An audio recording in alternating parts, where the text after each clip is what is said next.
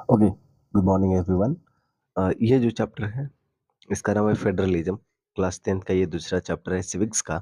पहला चैप्टर हम लोग पावर शेयरिंग देख चुके हैं बहुत ही तसल्ली से। बहुत ही अच्छे-अच्छे कॉन्सेप्ट उसमें हमने समझा और उसी का ये कंटिन्यूएशन आपको कहीं न कहीं देखने को मिलेगा फेडरलिज्म में। फेडरलिज्म एक ऐसा चैप्टर है जो कि बहुत ही इम्पोर्टेंट है, बहुत ही सिग्निफिकेंट है और समझना बहुत ही आसान है ना? तो इसको आज हम लोग समझने की कोशिश करते हैं। चलिए देखते हैं इसको स्टार्ट करते हैं। पहला जो ये हम समझने की कोशिश करते हैं कि इसमें क्या-क्या हमें पढ़ना है। एक इंट्रोडक्शन देखेंगे हम लोग फेडरलिज़्म के बारे में। क्या होता है ये आपको सिंपल सा आप एक डेफिनिशन हम आपको बता बता के समझाने की कोशिश करेंगे कि व्हाट इज़ एक्ज़ैक्टली फेडरलिज़्म। फिर आपको समझाएँगे इसके फीचर्स यानी कि कैरेक्टरिस्टिक्स इसके क्या हैं। मतलब आप कैसे पहचानोगे कि फेडरलिज़्म क्या होता है, क्या नहीं होता है। तो इसके फीचर्स समझेंगे, फिर हम समझेंगे कि फेडरलिज़्म कैसे बनता है। यानी कि फॉर्म ऑफ द फेडरेशन। उसके बाद समझेंगे कि क्या इंडिया एक फेडरल कंट्री है? तो इसका जो फीचर है ना, उसको मैच कराएँगे इंडिया के कॉन्टेक्स्ट में। अगर मैच कर गया, तो हाँ भाई इंडिया एक फेडरल कंट्री है। अगर मैच नहीं किया, तो नहीं है। तो उसको हम लोग चेक करेंगे। उसके बाद एक चीज़ हमें समझना है decentralization that is very, very important और इसको हम लोग को आज समझना बहुत ही ज़रूरी है, इस टर्म के बारे में। राइट? तो चलो भाई स्टार्ट करते हैं। सबसे पहले इंट्रोडक्शन देखते हैं और अगर आपको मैं एक लाइन में अगर बताऊँ ना, एक लाइन में अगर हम आपको बताएँ कि फेडरलिज़्म क्या होता है, तो इसको ऐसे लिख सकते हैं vertical power sharing is commonly known as federalism. क्या मैंने लिखा? मैंने लिखा कि वर्टिकल पावर शेयरिंग जो होती है ना, इसी को ही फेडरलिज़्म कहते हैं। बिल्कुल सही बात है। इसीलिए मैंने बोला था कि पावर शेयरिंग का जो चैप्टर है वो आपका बेस क्रिएट करेगा। अब पावर शेयरिंग में हम लोग पढ़ चुके हैं कि वर्टिकल पावर शेयरिंग क्या होती है। वर्टिकल पावर शेयरिंग होती है कि डिफरेंट लेवल की जब सरकारों के बीच में पावर का बँटवारा किया जाता है उसको कहते हैं वर्टिकल पावर शेयरिंग। तो जो वर्टिकल पावर शेयरिंग होती है ना, इसी को हम लोग क्या कहते हैं? 1 सेकंड रुकिए।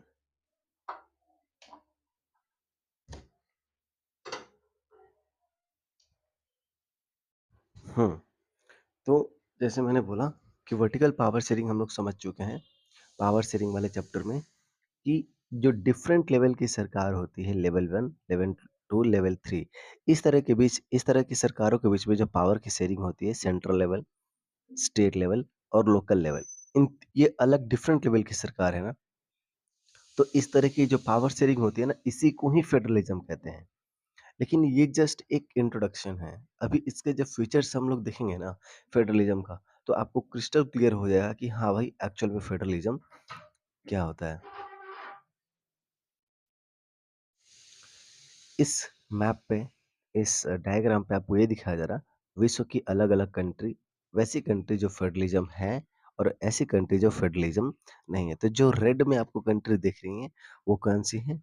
वो फेडरल कंट्री जैसे कि इंडिया हो गया, जैसे कि रसिया हो गया, जैसे कि कनाडा हो गया, यूएसए हो गया, ब्राज़ील हो गया, बेल्जियम हो गया, ऑस्ट्रेलिया हो गया। दीज़ आर द कंट्री जो कि कैसी हैं? फेडरल कंट्री हैं और जो व्हाइट में कंट्री आपको दिख रही हैं, वो यूनिटी कंट्री हैं। अच्छा जी, अभी मैंने एक शब्द यूज़ किया और उसको मैंने बोला यूनिटरी।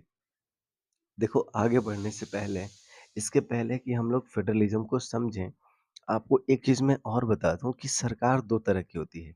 जो गवर्नमेंट होती है ना, वो 2 तरीके से बनती है। कैसे भाई? एक बनती है unitary form of government. Unitary form of government होता है और दूसरा होता है फेडरल फॉर्म ऑफ गवर्नमेंट या फिर इसी को फेडरलिज़्म कहते हैं या फिर इसको फेडरल गवर्नमेंट कहते हैं, जो मर्ज़ी आप कह लीजिए, राइट? तो हमने ये तो समझ लिया कि फेडरलिज्म क्या होता है जिसमें कि डिफरेंट लेवल की सरकार होती है जिसके बीच में पावर का डिस्ट्रीब्यूशन किया जाता है। अभी और इसके फीचर को समझने की कोशिश करेंगे और डिटेल्स में देखेंगे फेडरलिज्म के क्या-क्या फीचर्स हैं। लेकिन उससे पहले हम ये समझ लेते हैं कि यूनिटरी फॉर्म ऑफ गवर्नमेंट क्या होता है। ये समझ लेंगे हालाँकि इसको भी बहुत डिटेल्स में आपको पढ़ना है। अगर आप 11th में जाओगे, 12th में जाओगे तो आपको यूनिटरी फॉर्म ऑफ गवर्नमेंट को भी बहुत डिटेल्स में पढ़ना है। लेकिन फेडरलिज्म को ही मतलब अगर 10th की बात करें तो यहाँ पे आपको बहुत डिटेल्स में यूनिटरी फॉर्म ऑफ गवर्नमेंट को नहीं पढ़ना है। डिटेल्स में हमको फेडरलिज्म के बारे में पढ़ना है। लेकिन हमें आइडिया होना चाहिए कि हाँ भाई यूनिटी फॉर्म ऑफ गवर्नमेंट क्या होती है। तो आइडिया हम यहाँ से ऐसे समझते हैं, यूनिटरी फॉर्म ऑफ गवर्नमेंट ऐसी होती है कि जिसमें सिर्फ़ एक लेवल की सरकार होती है। यूनिटरी फॉर्म ऑफ जो गवर्नमेंट होती है, वहाँ पे सरकार सिर्फ़ एक ही लेवल की होती है, डिफरेंट लेवल की सरकार नहीं होती है। इसको क्या कहते हैं? Unitary form of government government कहते हैं। जैसे मान लीजिए कि अगर इंडिया में सिर्फ़ एक ही सेंट्रल गवर्नमेंट होती, यानी कि सिर्फ़ मोदी गवर्नमेंट होती, स्टेट गवर्नमेंट नहीं होती, मुखिया जी नहीं होते, मेयर साहब नहीं होते, तो फिर क्या होता? इसको कैसा सिस्टम कहते हैं? यूनिटरी फॉर्म ऑफ गवर्नमेंट कहते हैं। जैसे आपको फ्रांस में देखने को मिलेगा, चाइना में आपने देखा होगा, वहाँ पे स्टेट गवर्नमेंट नहीं होती है। चाइना में आपको स्टेट गवर्नमेंट नहीं देखने को मिलेगा, वहाँ पे आपको मुखिया जी नहीं देखने को मिलेंगे, राइट? वहाँ पे सिर्फ़ एक ही लेवल की सरकार है, सिर्फ़ एक ही सरकार चलती है। तो जहाँ पे सिर्फ़ एक ही सरकार चलती है ना, उसी को क्या कहते हैं? यूनिटरी फॉर्म ऑफ गवर्नमेंट कहते हैं। और अगर अगर स्टेट गवर्नमेंट होती भी है ना, तो उसके पास कोई पावर नहीं होता है, राइट क्या? यहाँ तो स्टेट गवर्नमेंट होगी ही नहीं, या फिर अगर स्टेट गवर्नमेंट होगी भी तो उसके पास कोई पावर नहीं होगा। सेंट्रल गवर्नमेंट के पास सारा पावर होता है। कंट्री का जितना भी पावर है ना, सारा पावर किसके पास होगा? सेंट्रल गवर्नमेंट के पास होगा। इस तरह की सरकार जहाँ पे चलती है, उसको क्या कहते हैं? यूनिटरी गवर्नमेंट कहते हैं। तो आई होप कि आपको आइडिया लग गया होगा कि यूनिटरी फॉर्म ऑफ गवर्नमेंट क्या होता है। यूनिटरी आपको नाम से यूनिट मतलब क्या होता है? One, right? यानी कि only one government in the entire country, right? अब हम लोग समझते हैं। अच्छा, एक क्वेश्चन देख लो। चलो बाद में आएँगे इस क्वेश्चन पे। पहले हम लोग फेडरलिज्म को समझते हैं, फिर इस क्वेश्चन पे आ जाएँगे। अब हम लोग समझते हैं फेडरलिज्म के बारे में। तो जैसे मैंने आपको सिंपल सा एक इंट्रोडक्शन बताया, डेफिनिशन बताया कि ऐसी गवर्नमेंट जहाँ पे डिफरेंट लेवल की सरकार होती है। एक सरकार ये, दूसरी सरकार ये, तीसरी सरकार ये, सेंट्रल गवर्नमेंट, ये स्टेट गवर्नमेंट और ये लोकल गवर्नमेंट। तो जहाँ पे 2 या 2 से ज़्यादा लेवल की सरकार होती है उसको क्या कहते हैं? फेडरलिज्म कहते हैं। ठीक है जी। अब इसका फीचर हम लोग यहाँ से देखने की कोशिश करते हैं, तो फिर आपको क्रिस्टल क्लियर हो जाएगा। पहला जो इसका फीचर है, पहला फीचर फेडरलिज्म का, फीचर ऑफ फेडरलिज्म है ये, फेडरलिज्म। पहला जो फीचर है फेडरलिज्म का, वो ये है कि 2 या 2 से ज़्यादा लेवल की सरकार का होना। जैसे कि हमारे देश में 3 लेवल की सरकार है, सेंट्रल गवर्नमेंट, स्टेट गवर्नमेंट और लोकल गवर्नमेंट। बहुत अच्छी बात है। अगर हम बात करें इन सारी सरकारों के बीच के बारे में, तो इनकी फंक्शनिंग की अगर बात करें, तो जो नेशनल लेवल की सरकार होती है जिसको कि सेंट्रल गवर्नमेंट कहते हैं या फिर यूनियन गवर्नमेंट कहते हैं, उसके पास पूरी कंट्री का गवर्नमेंट होता है। यानी कि पूरी कंट्री पे उसका गवर्नेंस चलता है। अगर स्टेट लेवल की बात करें जिसको कि स्टेट गवर्नमेंट या फिर रीजनल गवर्नमेंट या फिर प्रोविंशियल गवर्नमेंट भी कहते हैं, उसके पास जो अधिकार होता है सिर्फ़ स्टेट लेवल पे ही होता है। स्टेट के बाहर उसका कोई अधिकार नहीं होता है। और जो लोकल गवर्नमेंट होता है उसका सिर्फ़ अधिकार जो है स्टेट गवर्नमेंट के जो लोकल एरियाज़ हैं, रूरल, अर्बन, उसी क्षेत्र पे सिर्फ़ उसका अधिकार होता है, दूसरे इलाके में उसका कंट्रोल नहीं होता है। अब एक बात बताओ, जैसे बिहार में मान लो कोई कानून बनता है, जैसे कि हमने देखा कि लिकर बैन हुआ वहाँ पे। बिहार में। तो क्या लिकर बैन सब राज्य में हो गया क्या? नहीं ना, वो सिर्फ़ बिहार में इम्प्लीमेंट होगा। यानी कि स्टेट गवर्नमेंट का जो कंट्रोल होता है, वो सिर्फ़ अपने स्टेट के अंदर होता है। बियॉन्ड द स्टेट उस पे कोई उसका कंट्रोल नहीं होता है। लेकिन मान लीजिए कि मोदी गवर्नमेंट अगर कोई कानून बनाती है पार्लियामेंट में, तो वो तो हर जगह लागू होना, वो तो पूरे देश में लागू होगा। लेकिन बिहार की विधानसभा में अगर कोई कानून बनता है, जैसे हमने देखा कि हाँ भाई शराबबंदी का होना, तो वो सिर्फ़ बिहार में लागू होगा, वो दूसरे स्टेट में थोड़ी ना होगा। बिहार से जैसे क्रॉस करके आप यूपी जाओगे, लोग वहाँ पे आपको लिकर मिल जाएगा, वहाँ पे बैन नहीं है। तो पहला फीचर फेडरलिज़्म का क्या है कि 2 या 2 से ज़्यादा लेवल की सरकार का होना, बहुत अच्छी बात है सर। दूसरा फीचर क्या है सर ये बता दो? दूसरा फीचर इसका ये है कि जो डिफरेंट लेवल की सरकार होती है ना, उनके पास अपना जुरिस्डिक्शन होता है। सर ये क्या होता है? जुरिस्डिक्शन मतलब होता है अधिकार क्षेत्र। क्या होता है ये? अधिकार क्षेत्र। यानी कि आपका अथॉरिटी किसी एक रीजन में जब होता है ना, आपका कंट्रोल किसी रीजन में होता है, मान लो कि कोई रीजन है, जहाँ पे एक्स ये आदमी है उसका कंट्रोल होता है। यानी कि इस आदमी का इस पूरे एरिया में क्या है? जुरिस्डिक्शन है। जैसे ही इस रीजन से बाहर निकलते हो, इस आदमी का यहाँ पे अधिकार नहीं है। यानी कि जो जुरिस्डिक्शन होता है इसको अधिकार कहते हैं, वो किसी एक क्षेत्र में होता है, किसी एक रीजन में होता है, किसी ज्योग्राफिकल रीजन की बात की जाती है। इसका अधिकार सिर्फ़ इसी रीजन में है, जैसे ही इसके बाहर निकलेगा इसका अधिकार खत्म हो जाएगा। जैसे हमने स्टेट गवर्नमेंट की बात किया, सेंट्रल गवर्नमेंट का बात किया, तो जैसे ही जैसे बिहार हो गया ये बिहार का मैप हुए। तो यहाँ पे अगर कोई कानून बनता है, यहाँ की जो सरकार है, उसका अधिकार सिर्फ़ इसी बाउंड्री के विदिन है। जैसे ही बाउंड्री से बाहर निकलते हो, इस सरकार का अधिकार यहाँ से क्या हो जाता है, खत्म हो जाता है। इसी को कहते हैं जुरिस्डिक्शन। अब ये जो जुरिस्डिक्शन है आपको कहीं अपने आप से नहीं मिल जाता है, ये लेजिटिमेट अथॉरिटी होती है। यानी कि आपको कहीं किसी ने बता रखा है, किसी ने मतलब कि आपके संविधान ने बता रखा है, वहाँ के कानून ने आपको ये पावर दे रखा है। अगर मैं बोलता हूँ जैसे आप क्लासरूम में आप पढ़ रहे हैं और मैं बोलता हूँ कि इस क्लासरूम का मेरे पास क्या है, जुरिस्डिक्शन है। यानी कि उस क्लासरूम का मेरे पास क्या है, अथॉरिटी है। क्लास कैसे चलेगी, क्लास कब होगी, क्लास कब नहीं होगी, कौन-सा सब्जेक्ट होगा, कौन-सा सब्जेक्ट पहले होगा। कब बाद में, कौन कहाँ बैठा है, ये सारा डिसीज़न कौन लेगा? हम लेंगे। तो आई होप कि आपको समझ में आया होगा कि जुरिस्डिक्शन क्या होता है, यानी कि you have authority, you have right over something, something मतलब किसी ज्योग्राफिकल एरिया में। राइट? जिसको कि अधिकार क्षेत्र कहते हैं। अब देखो, तो जैसे मैंने बोला कि डिफरेंट लेवल की जो सरकार होती है, अपना अलग-अलग क्या होता है, अधिकार क्षेत्र होता है। जैसे अगर हम बात करें, सेंट्रल गवर्नमेंट की बात करते हैं, स्टेट गवर्नमेंट की बात करते हैं। अगर कानून बनाने की बात करेंगे, लेजिस्लेशन मतलब क्या होता है, कानून बनाने का। तो कानून बनाने के अगर अधिकार की बात करेंगे, तो अगर सिटीज़नशिप पे अगर कानून बनाना होगा, तो कानून कौन बनाएगा? वो बनाएगी कौन? सेंट्रल गवर्नमेंट बनाएगी।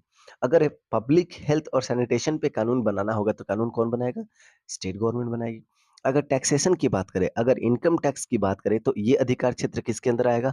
सेंट्रल गवर्नमेंट के अंदर आएगा। अगर हम एग्रीकल्चर पे टैक्स लगाने की बात करेंगे, तो वो किसके अंदर आएगा? स्टेट गवर्नमेंट के अंदर आएगा। एडमिनिस्ट्रेशन की बात करते हैं, अगर पैरामिलिट्री फोर्स की बात करेंगे, तो सेंट्रल सेंट्रल गवर्नमेंट के अंदर आएगी। लेकिन अगर हम पुलिस की बात करेंगे, तो वो किसके अंदर आएगा? स्टेट गवर्नमेंट का आएगा। यानी कि सबने हमने क्या किया है, उनके अधिकार क्षेत्र को क्या किया है, डिस्ट्रीब्यूट करके रखा हुआ है। क्या ऐसा है कि सब पे एक ही सरकार कानून बना रही है? क्या यहाँ पे पावर कॉन्सन्ट्रेटेड है क्या? नहीं। क्या यहाँ पे पावर डिस्ट्रीब्यूशन है क्या? यस सर है। सिटीज़नशिप पे कानून कोई और बनाएगा, हेल्थ पे कोई कानून कोई और बनाएगा, इनकम टैक्स पे कानून कोई और बनाएगा और एग्रीकल्चर इनकम के टैक्स पे कोई और कानून बनाएगा। पुलिस पे कानून कोई और बनाएगा और पार्लियामेंट्री पे कानून कोई और बनाएगा। यानी कि हमने पावर को क्या कर रखा है, डिस्ट्रीब्यूट करके रखा हुआ है। और दूसरा चीज़ हमने समझा जुरिस्डिक्शन यानी कि अधिकार क्षेत्र सबका क्या होता है, अलग-अलग होता है। राइट? अब बात करते हैं इसके तीसरे फीचर की। तीसरा जो इसका फीचर है और वो ये है कि कॉन्स्टिट्यूशनली गारंटेड होता है। यानी कि अगर हम सिर्फ़ ये कह दें कि पावर इज़ डिवाइडेड या फिर पावर सबका अलग-अलग हमें जुरिस्डिक्शन दे रखा है, फेडरलिज़्म है, तो क्या सिर्फ़ कह देने से हो जाएगा क्या? हम सिर्फ़ कह देते हैं कि हाँ भाई 2 से ज़्यादा लेवल की गवर्नमेंट है। तो ये सिर्फ़ कह देने से नहीं होगा, आपको ये कहीं चीज़ पे लिखित होना चाहिए। और कहीं मतलब कहाँ? ऑब्वियस सी बात है हमारा कॉन्स्टिट्यूशन। कहाँ भाई? कॉन्स्टिट्यूशन। कॉन्स्टिट्यूशन क्या होता है? सुप्रीम लॉ होता है किसी एक देश का। यानी कि उसी से पूरी कंट्री रन करती है। चाहे वो सबको उसको फ़ॉलो करना होता है। चाहे वो गवर्नमेंट हो, चाहे आम आदमी हो, चाहे जुडिशरी हो, सब किसी को। तो जो भी हम फीचर बोल रहे हैं कि हाँ भाई ये फीचर इसका फेडरलिज़्म का है, ये फीचर फेडरलिज़्म का है, ये सब कहीं पे लिखित होना चाहिए और कहीं मतलब कि कॉन्स्टिट्यूशन में। राइट क्या? जब हम बात करेंगे इंडिया के कॉन्टेक्स्ट में तो आपको उदाहरण के साथ समझाएँगे एकदम ही क्रिस्टल क्लियर हो जाएगा कि इस शब्द का मतलब क्या है। अभी याद रखिएगा, इसको हम दोबारा आपको यहाँ पे लेकर के आएँगे, इसको मैच कराएँगे आपको। कॉन्स्टिट्यूशनली गारंटेड मतलब ये कि जो भी पावर हमने बोल रखा है, जो जुरिस्डिक्शन हमने दे रखा है रिस्पेक्टिव गवर्नमेंट का सेंट्रल गवर्नमेंट का, स्टेट गवर्नमेंट का, लोकल गवर्नमेंट का कि हाँ, तुम सिटीज़नशिप पे कानून बनाना, तुम पुलिस पे कानून बनाना। तो ये जो अधिकार हमने दे रखा है सिर्फ़ कहा नहीं है, इसको हमने बाकायदा क्या कर रखा है कॉन्स्टिट्यूशन में इसको लिख के रखा हुआ है। ये एक फीचर किसका है? ये फीचर है फेडरलिज़्म का। नेक्स्ट जो हम लोग समझने की कोशिश करेंगे, चौथा जो इसका फीचर है, वो है म्यूचुअल कंसेंट। म्यूचुअल कंसेंट मतलब ये कि कोई भी डिसीज़न, कोई भी एक सरकार अपने आप नहीं ले लेगी। कुछ अगर स्पेशल अगर चेंज आपको कॉन्स्टिट्यूशन में लेकर आना होगा या स्पेशल अगर मान लीजिए कानून बनाना होगा, तो उस कानून को बनाने के लिए आपको दोनों ही गवर्नमेंट का आपको कंसेंट लेना पड़ेगा। कंसेंट मतलब कि सहमति आपको लेनी पड़ेगी। यानी कि कोई स्पेशल कानून बनाने के लिए आपको क्या करना पड़ेगा, दोनों लेवल की सरकार की जो क्या है सहमति लेनी पड़ेगी। कोई भी एक सरकार यूनिलैटरली चेंज कोई भी बड़ा-सा चेंज नहीं कर सकती है। कॉन्स्टिट्यूशन को प्रोविज़न को बदल नहीं सकती है। यूनिलैटरली मतलब कि अकेले। अकेले। अगर कोई चेंज बहुत बड़ा चेंज अगर आप लेकर आना चाहते हैं सोसाइटी में, तो उसके लिए आपको क्या करना पड़ेगा? आपको स्टेट गवर्नमेंट का भी परमिशन आपको लेना पड़ेगा। इसको क्या कहते हैं? म्यूचुअल कंसेंट कहते हैं। अगेन इस फीचर पे भी दोबारा हम लोग आएँगे, जब हम इंडिया के कॉन्टेक्स्ट में बात करेंगे, उस टाइम आपको और ये क्लियर हो जाएगा। ये जो उदाहरण है जीएसटी का, ये जीएसटी का उदाहरण हम आपको उसी टाइम बताएँगे, जब हम लोग बात करेंगे इंडिया के फीचर को एग्ज़ामिन करेंगे कि क्या इंडिया एक फेडरल कंट्री है या नहीं, राइट? अच्छा जी, इसका 5वाँ फीचर क्या है भाई? 5वाँ फीचर है कि Supreme Court act as an umpire. यहाँ पे जहाँ पे फेडरलिज़्म को फ़ॉलो किया जाता है, वहाँ पे एक कोर्ट होता है, एक सुप्रीम कोर्ट होता है, जो क्या करता है, एक अंपायर की तरह काम करता है। आप इमेजिन करिए कि एक क्रिकेट का मैच हो रहा है, अगर अंपायर ना हो तो क्या ही हो जाएगा? बैट्समैन बोलेगा कि 6 है, बॉलर बोलेगा कि 4 है, राइट? और ये डिस्प्यूट चलते रह जाएगा। अंपायर बोलेगा कि ना ये 4 है, ना 6 है, ये हम बताएँगे ये क्या है, राइट? तो सुप्रीम कोर्ट भी उसी तरीके से क्या करता है, सेंट्रल गवर्नमेंट और स्टेट गवर्नमेंट के बीच में क्या करता है, एक अंपायर की तरह काम करता है और दोनों के बीच में अगर कोई डिस्प्यूट हो जाता है, तो क्या कर देता है, इस चीज़ को वो रिज़ॉल्व कर देता है, उसको वो क्या कर देता है, सुलझा देता है। तो सुप्रीम कोर्ट का होना वहाँ पे एक किसी कंट्री में और एक अंपायर की तरह काम करना भी क्या है, एक फीचर है किसका, फेडरलिज़्म का, राइट?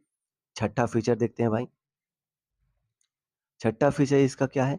Financial autonomy. पहले समझो कि ऑटोनॉमी क्या होता है? ऑटोनॉमी मतलब होता है मैंने आपको शायद पिछले क्लास में भी बताया था कि you have right to take decision, right to take decision.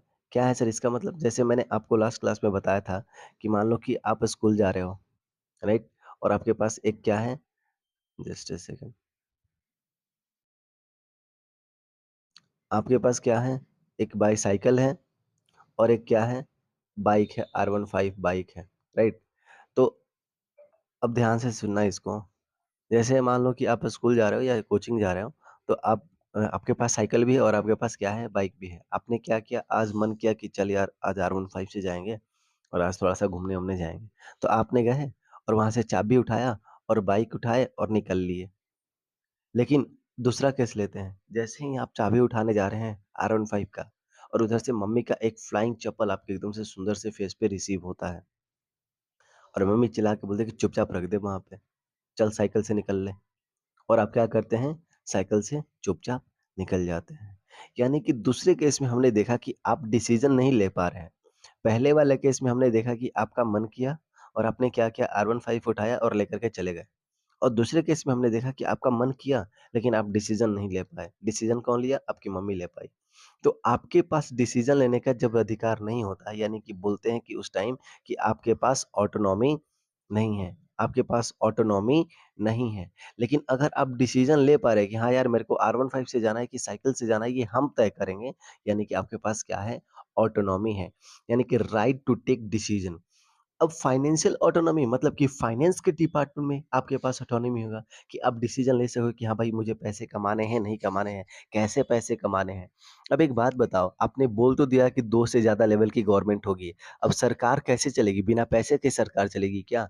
अब स्टेट गवर्नमेंट को अपने राज्य के लिए अगर मान लो कि रोड बनाने हैं, पुलिस को अगर डेवलपमेंट करना है, तो उसके लिए पैसे नहीं चाहिए। अब पुलिस वहाँ पे काम करती है, पेट्रोलिंग करती है, तो उसके लिए पेट्रोल तो चाहिए ना। अब पेट्रोल भरवाने के लिए क्या वो स्टेट गवर्नमेंट सेंट्रल गवर्नमेंट से परमिशन लेगी कि जी पेट्रोल भरवा लें क्या आप फ़ोन करके? ये क्या हुआ मतलब? उसके पास पैसे होने चाहिए। तो पैसा कब होगा? जब उसके पास ऑटोनॉमी होगा कि हाँ भाई वो पैसा गेन कर सकता है। वहाँ से पैसे वो कमा सकता है। राइट क्या? तो इसी बात की बात कर रहे हैं हम लोग कि फाइनेंशियल ऑटोनॉमी होता है। जैसे अगर हम बात करें इंडिया का, तो देखो सेंट्रल गवर्नमेंट कहाँ से पैसे कमाती है? तो कस्टम ड्यूटी से पैसे कमाती है, इनकम टैक्स से पैसे कमाती है, सेंट्रल एक्साइज़ ड्यूटी से क पैसे कमाती है। अगर स्टेट गवर्नमेंट की बात करें, तो एग्रीकल्चर से पैसे कमाती है, प्रोफेशनल टैक्स लगा के पैसे कमाती है, स्टेट एक्साइज़ ड्यूटी लगा कर के पैसे कमाती है, लैंड रेवेन्यू से पैसे कमाती है, स्टैम्प ड्यूटी से पैसे कमाती है। यानी कि इनके पास पैसे कमाने का अधिकार हमने दे रखा है। अगेन इस पे फिर एक बार आएँगे। ये सारे फीचर पे दोबारा हम आएँगे। जब इंडिया की बात करेंगे, राइट? तो अभी यहाँ से आप समझिए कि फाइनेंशियल ऑटोनॉमी मतलब ये कि आपके पास मतलब कि डिफरेंट लेवल की जो सरकार है, उनके पास अधिकार होता है कि वो पैसे कमा सके, पैसे रिसोर्स गेन कर सके, इकट्ठा कर सकें, सो दैट कि अपनी जो सरकार है, अपने लेवल की जो सरकार है, उसको अच्छे तरीके से फंक्शनिंग वो कर सके, राइट? सातवां जो फीचर है और जो लास्ट फीचर है वो है डुअल ऑब्जेक्टिव। डुअल ऑब्जेक्टिव मतलब ये कि अगर आप राज्य सरकार हैं, तो आपका ऑब्जेक्टिव ये है कि आपको राज्य को भी डेवलप करना है, एट द सेम टाइम आपको कंट्री के लेवल पे भी उसके डेवलपमेंट के बारे में सोचना है। यानी कि ऐसा नहीं करना है कि आप अगर रीजन की बात करें तो रीजन की बात करते करते आप कंट्री को भूल गए। जैसे अगर अभी आप देख रहे हो, अगर आप देखेंगे तो खालिस्तान की बात चलता है। कुछ लोग ऐसे हैं असामाजिक तत्व जो खालिस्तान की बात करते हैं। तो आप पंजाब का ग्रो करिए, पंजाबी लैंग्वेज का ग्रो करिए, पंजाबी खाने का ग्रो करिए, पंजाब को डेवलप करने की बात करिए, कोई दिक्कत वाली बात नहीं है। लेकिन इस चक्कर में आप इतना मत मशगूल हो जाइए कि आप कंट्री के यूनिटी के बारे में ही नहीं सोच रहे हैं। अगर आप खालिस्तान बनाने की बात करिए यानी कि आप कंट्री को वीक करने की बात कर रहे हैं ना, वो काम नहीं करना है। फेडरलिज़्म का ये फीचर नहीं है। फेडरलिज़्म का फीचर ये है कि आपको स्टेट लेवल पे डेवलपमेंट करना है। आप अपने लैंग्वेज को ग्रो करिए, डाइवर्सिटी को ग्रो करिए, अपने खाने को ग्रो करिए, अपने ट्रेडिशन को ग्रो करिए, अपने डांस, अपने कल्चर, अपने सिंगिंग, हर चीज़ को आप ग्रो करिए। लेकिन एक चीज़ का ध्यान रखिए कि आपके देश की जो यूनिटी है, आपके देश को जो इंटीग्रिटी है, उस पे कभी खतरा नहीं पहुँचना चाहिए। दोनों ही आपका ऑब्जेक्टिव है। अब तमिलनाडु की सरकार है, मैं एग्ज़ाम्पल के तौर पे बोल रहा हूँ, मैं किसी को बोल नहीं रहा। जैसे तमिलनाडु की एग्ज़ाम्पल लेते हैं, तो आप तमिल लैंग्वेज को, तमिल कल्चर को, हर चीज़ को ग्रो करिए। लेकिन at the back of the mind आपको ये चीज़ हमेशा ध्यान में रखना है कि हमारी जो कंट्री है, उसकी जो यूनिटी है, वो कभी भी ख़त्म नहीं होनी चाहिए। यूनिटी हमारी कभी कमज़ोर नहीं होनी चाहिए। हमारी कंट्री कभी कमज़ोर नहीं पड़नी चाहिए। आप नागालैंड की बात कर लो, मणिपुर की बात कर लो, तो मणिपुरी की जो लैंग्वेज है, वो ट्रेडिशन है, सब कुछ ग्रो करिए, लेकिन एट द सेम टाइम आपके कंट्री की यूनिटी को, फ्रेटर्निटी को कभी भी उसको कमज़ोर नहीं होने देना है, ये आपका डुअल ऑब्जेक्टिव है। यानी कि जो मणिपुर की जो सरकार है, उसका 2 ऑब्जेक्टिव है। एक ऑब्जेक्टिव क्या है कि मणिपुर के लोगों को क्या करना है, डेवलपमेंट करना, वहाँ की भाषा, वहाँ का कल्चर, हर चीज़ को डेवलप करना। और दूसरा ऑब्जेक्टिव क्या है? दूसरा ऑब्जेक्टिव है कि जो देश की जो यूनिटी है, उसका जो स्ट्रेंथ है, उसको क्या करना, उसको भी मेंटेन करके रखना, उसको भी यूनाइट करने में, उसको और स्ट्रेंथन करने में अपना सहयोग देना। इसको क्या कहते हैं? Dual objective. ये भी क्या है? एक फीचर है फेडरलिज्म का।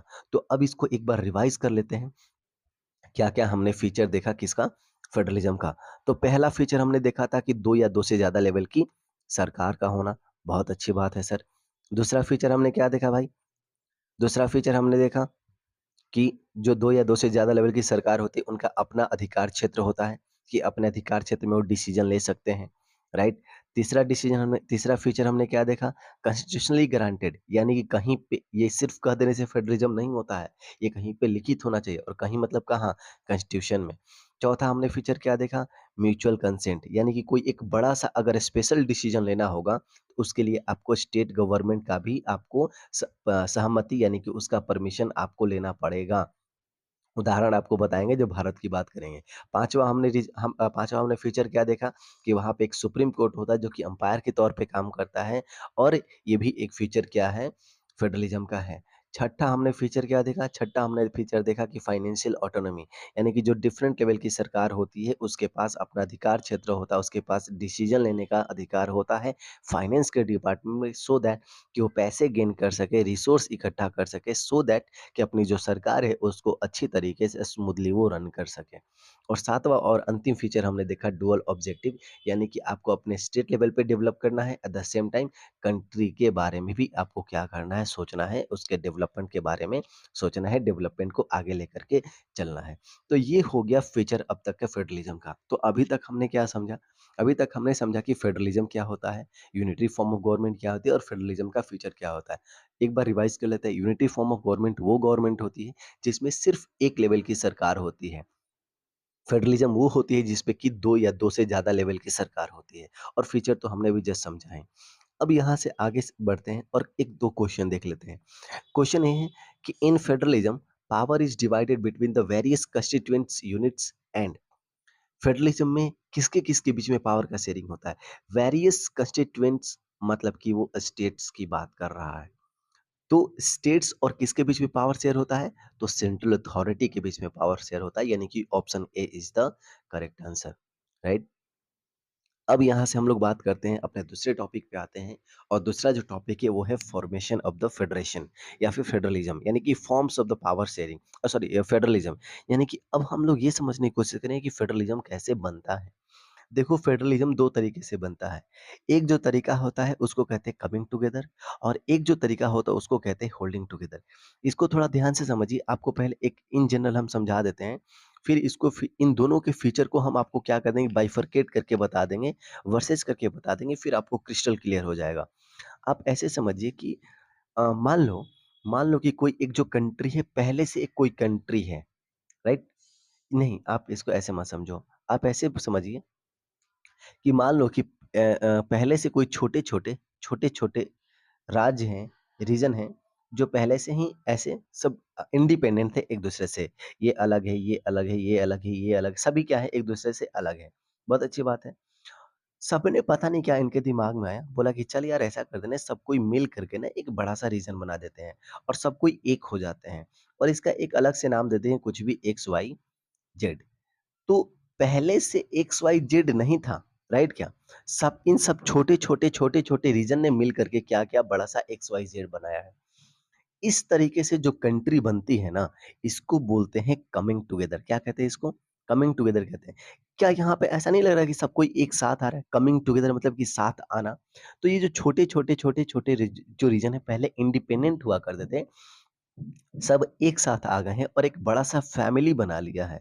एक बड़ी-सी कंट्री बना लिया और उसका एक नाम दे दिया है, जिसका नाम क्या है, XYZ। इस तरीके से जो फॉर्मेशन होता है कंट्री का, इसको कहते हैं कमिंग टुगेदर। जिसका कि एग्ज़ाम्पल हमको देखने के मिलेगा यूएसए में। यूएसए नाम की कोई कंट्री पहले नहीं थी, राइट? बहुत इंडिपेंडेंट अलग-अलग सारे स्टेट्स थे। सब एक साथ आए और उन्होंने मिलकर के एक बड़ा-सा कंट्री बना लिया, और जिसका नाम क्या दे दिया, United states of America. Right क्या? और दूसरी वो कंट्री होती है जो पहले से ही बहुत बड़ी वो कंट्री होती है, पहले से ही वो कंट्री होती है, वो क्या कर लेती है, अपने पावर को डिस्ट्रीब्यूट कर देती है अलग-अलग डिपार्टमेंट में, अलग-अलग गवर्नमेंट के बीच में। जैसे हम बात करते हैं इंडिया का, इंडिया जो कंट्री है वो सदियों से है, बहुत ही पुरानी कंट्री है। आपको एंशिएंट टाइम से इंडिया देखने को मिलेगा कि हाँ भाई, इंडिया दैट इज़ भारत जो है एक नाम की कंट्री थी, है और रहेगी। तो भारत पहले से ही कंट्री थी। उसने क्या कर दिया है, बाद में अपने जो बाउंड्री है उसको डिस्ट्रीब्यूट कर दिया है, और अलग-अलग राज्य बना दिए हैं, और अलग-अलग छोटा-छोटा यूनिट बना लिया है, इसको डिस्ट्रीब्यूट कर दिया है। इस तरीके से जो कंट्री बनती है उसको कहते हैं होल्डिंग टुगेदर। यहाँ पे नहीं लग रहा है कि वो पकड़ करके रखा हुआ है, राइट? इसने क्या किया है, अपने राज्य को पकड़ करके रखा हुआ है। इस यहाँ पे होल्डिंग टुगेदर में कंट्री राज्य को बनाती है, और कमिंग टुगेदर में राज्य कंट्री को बनाते हैं। समझिए ध्यान से। इंडिया पहले से कंट्री है। इंडिया ने बिहार बनाया है, इंडिया ने मध्य प्रदेश बनाया है, इंडिया ने राजस्थान बनाया है, इंडिया ने मणिपुर बनाया है, इंडिया ने नागालैंड बनाया है।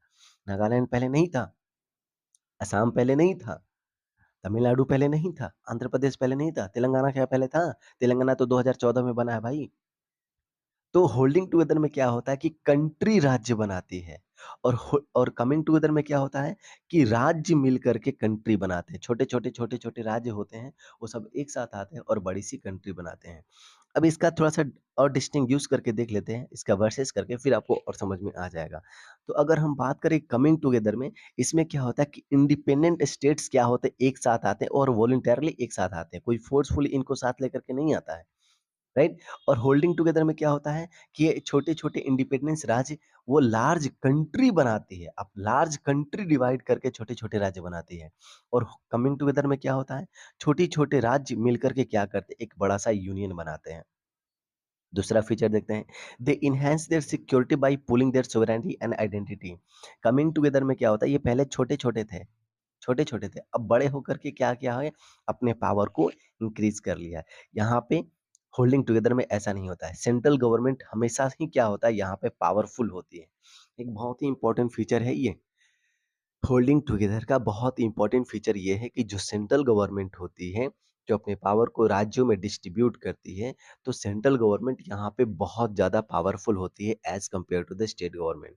और होल्डिंग और कमिंग टुगेदर में क्या होता है, कि यहाँ पे स्टेट गवर्नमेंट और जो सेंट्रल गवर्नमेंट गवर्नमेंट होती है, दोनों के पास इक्वली पावर होता है, इक्वल पावर का डिस्ट्रीब्यूशन होता है, राइट? अगर एग्जाम्पल की बात करें तो यूएसए हो गया, ऑस्ट्रेलिया हो गया, स्विट्जरलैंड हो गया। ये जो एग्जाम्पल है किसका है? कमिंग टुगेदर का है। अगर हम बात करें इंडिया का, स्पेन का, बेल्जियम का, तो ये कैसे कंट्री हैं? ये होल्डिंग टुगेदर है, राइट? और यहाँ पे अगर एक और बात बता दें होल्डिंग टुगेदर का, कि कुछ ऐसे राज्य होते हैं जिनके पास स्पेशल पावर भी होता है। जैसे एग्जाम्पल के तौर पे अगर इंडिया में देखें तो है कि नहीं? जम्मू कश्मीर के पास पहले था। आज के डेट में भी बहुत सारे राज्य हैं, जैसे असम हो गया, मणिपुर हो गया, राइट? नागालैंड हो गया। ये कुछ ऐसे राज्य हैं जिनको कि स्पेशल पावर हमने दे करके रखा हुआ है, ताकि वो इक्वली वो ग्रो कर सके। खैर इस पे बाद में बात करेंगे। तो ये जो फीचर हो गया, ये क्या हो गया? कमिंग टुगेदर का और होल्डिंग टुगेदर का। तो आई होप कि आपको समझ में आया होगा कि होल्डिंग टुगेदर क्या होता है और कमिंग टुगेदर क्या होता है। अब आगे बढ़ते हैं हम लोग यहाँ से, और यहाँ से कुछ क्वेश्चन देख लेते हैं। So which country is an example of the coming together? Coming together का एग्जांपल कौन सा है? तो आप बोलेंगे सर इतना इजी क्वेश्चन कौन पूछता है? यूएसए, श्रीलंका, इंडिया, ये सब क्या है? यूएसए क्या है भाई बताओ? आप बोलोगे सर ये है कमिंग टुगेदर। और बेल्जियम क्या है? Holding together. इंडिया क्या है? Holding together. श्रीलंका क्या है? Holding together. तो USA is the right answer, यानी कि option B is the right answer. Next question is, in federalism, power is divided between the various constituents and various constituents units and, अच्छा ये दूसरा एक बार फिर से क्वेश्चन रिपीट हो गया, तो ऑब्वियसली ऑप्शन ए हो जाएगा, सेंट्रल अथॉरिटी। चलो जी, अब आते हैं हम लोग अपने नेक्स्ट टॉपिक पे। अब बात करते हैं कि इंडिया के बारे में। जैसे मैंने बोला कि अब इंडिया को एग्जामिन करते हैं, क्या इंडिया एक फेडरल कंट्री है या नहीं, इसके बारे में हम लोग अभी क्या करेंगे? एग्जामिन करने वाले, इसको चेक करने वाले हैं। चलो भाई इसको चेक कर लेते हैं। तो पहला जो फीचर इसका चेक करते हैं, पहला फीचर क्या है फेडरलिज्म का? कि 2 या 2 से ज़्यादा लेवल की गवर्नमेंट का होना। तो क्या भारत में 2 से ज़्यादा लेवल की गवर्नमेंट है क्या? बोला कि सर है। कैसे सर? तो हमारे यहाँ सेंट्रल गवर्नमेंट भी है, जिसको कि यूनियन गवर्नमेंट कहते हैं, मोदी सरकार।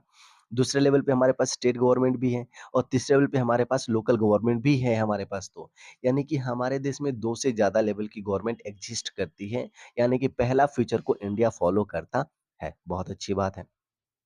अब बात करते हैं, हमने एक और फीचर देखा था जिसमें हमने बोला था कि कॉन्स्टिट्यूशनली मैंडेट होता है। फीचर है कि नहीं फेडरलिज्म का? फीचर क्या था? कि कॉन्स्टिट्यूशनली मैंडेट, हम सिर्फ सिर्फ कह देने से हो जाएगा क्या? नहीं, सिर्फ कहने से नहीं होगा। फेडरलिज्म कह देने से नहीं होता है, बल्कि ये कहीं पे लिखित होना चाहिए। कहीं पे मतलब क्या? हाँ, कॉन्स्टिट्यूशन में। अब बात कराते हैं, आपको याद दिलाते हैं एक चीज़ का, और वो ये है कि हमारे पास ना टोटल 12 शेड्यूल है। हमारे कॉन्स्टिट्यूशन में टोटल 12 शेड्यूल्स हैं। उसमें से एक जो शेड्यूल है जिसका नाम है 7th शेड्यूल। क्या है भाई? 7th schedule.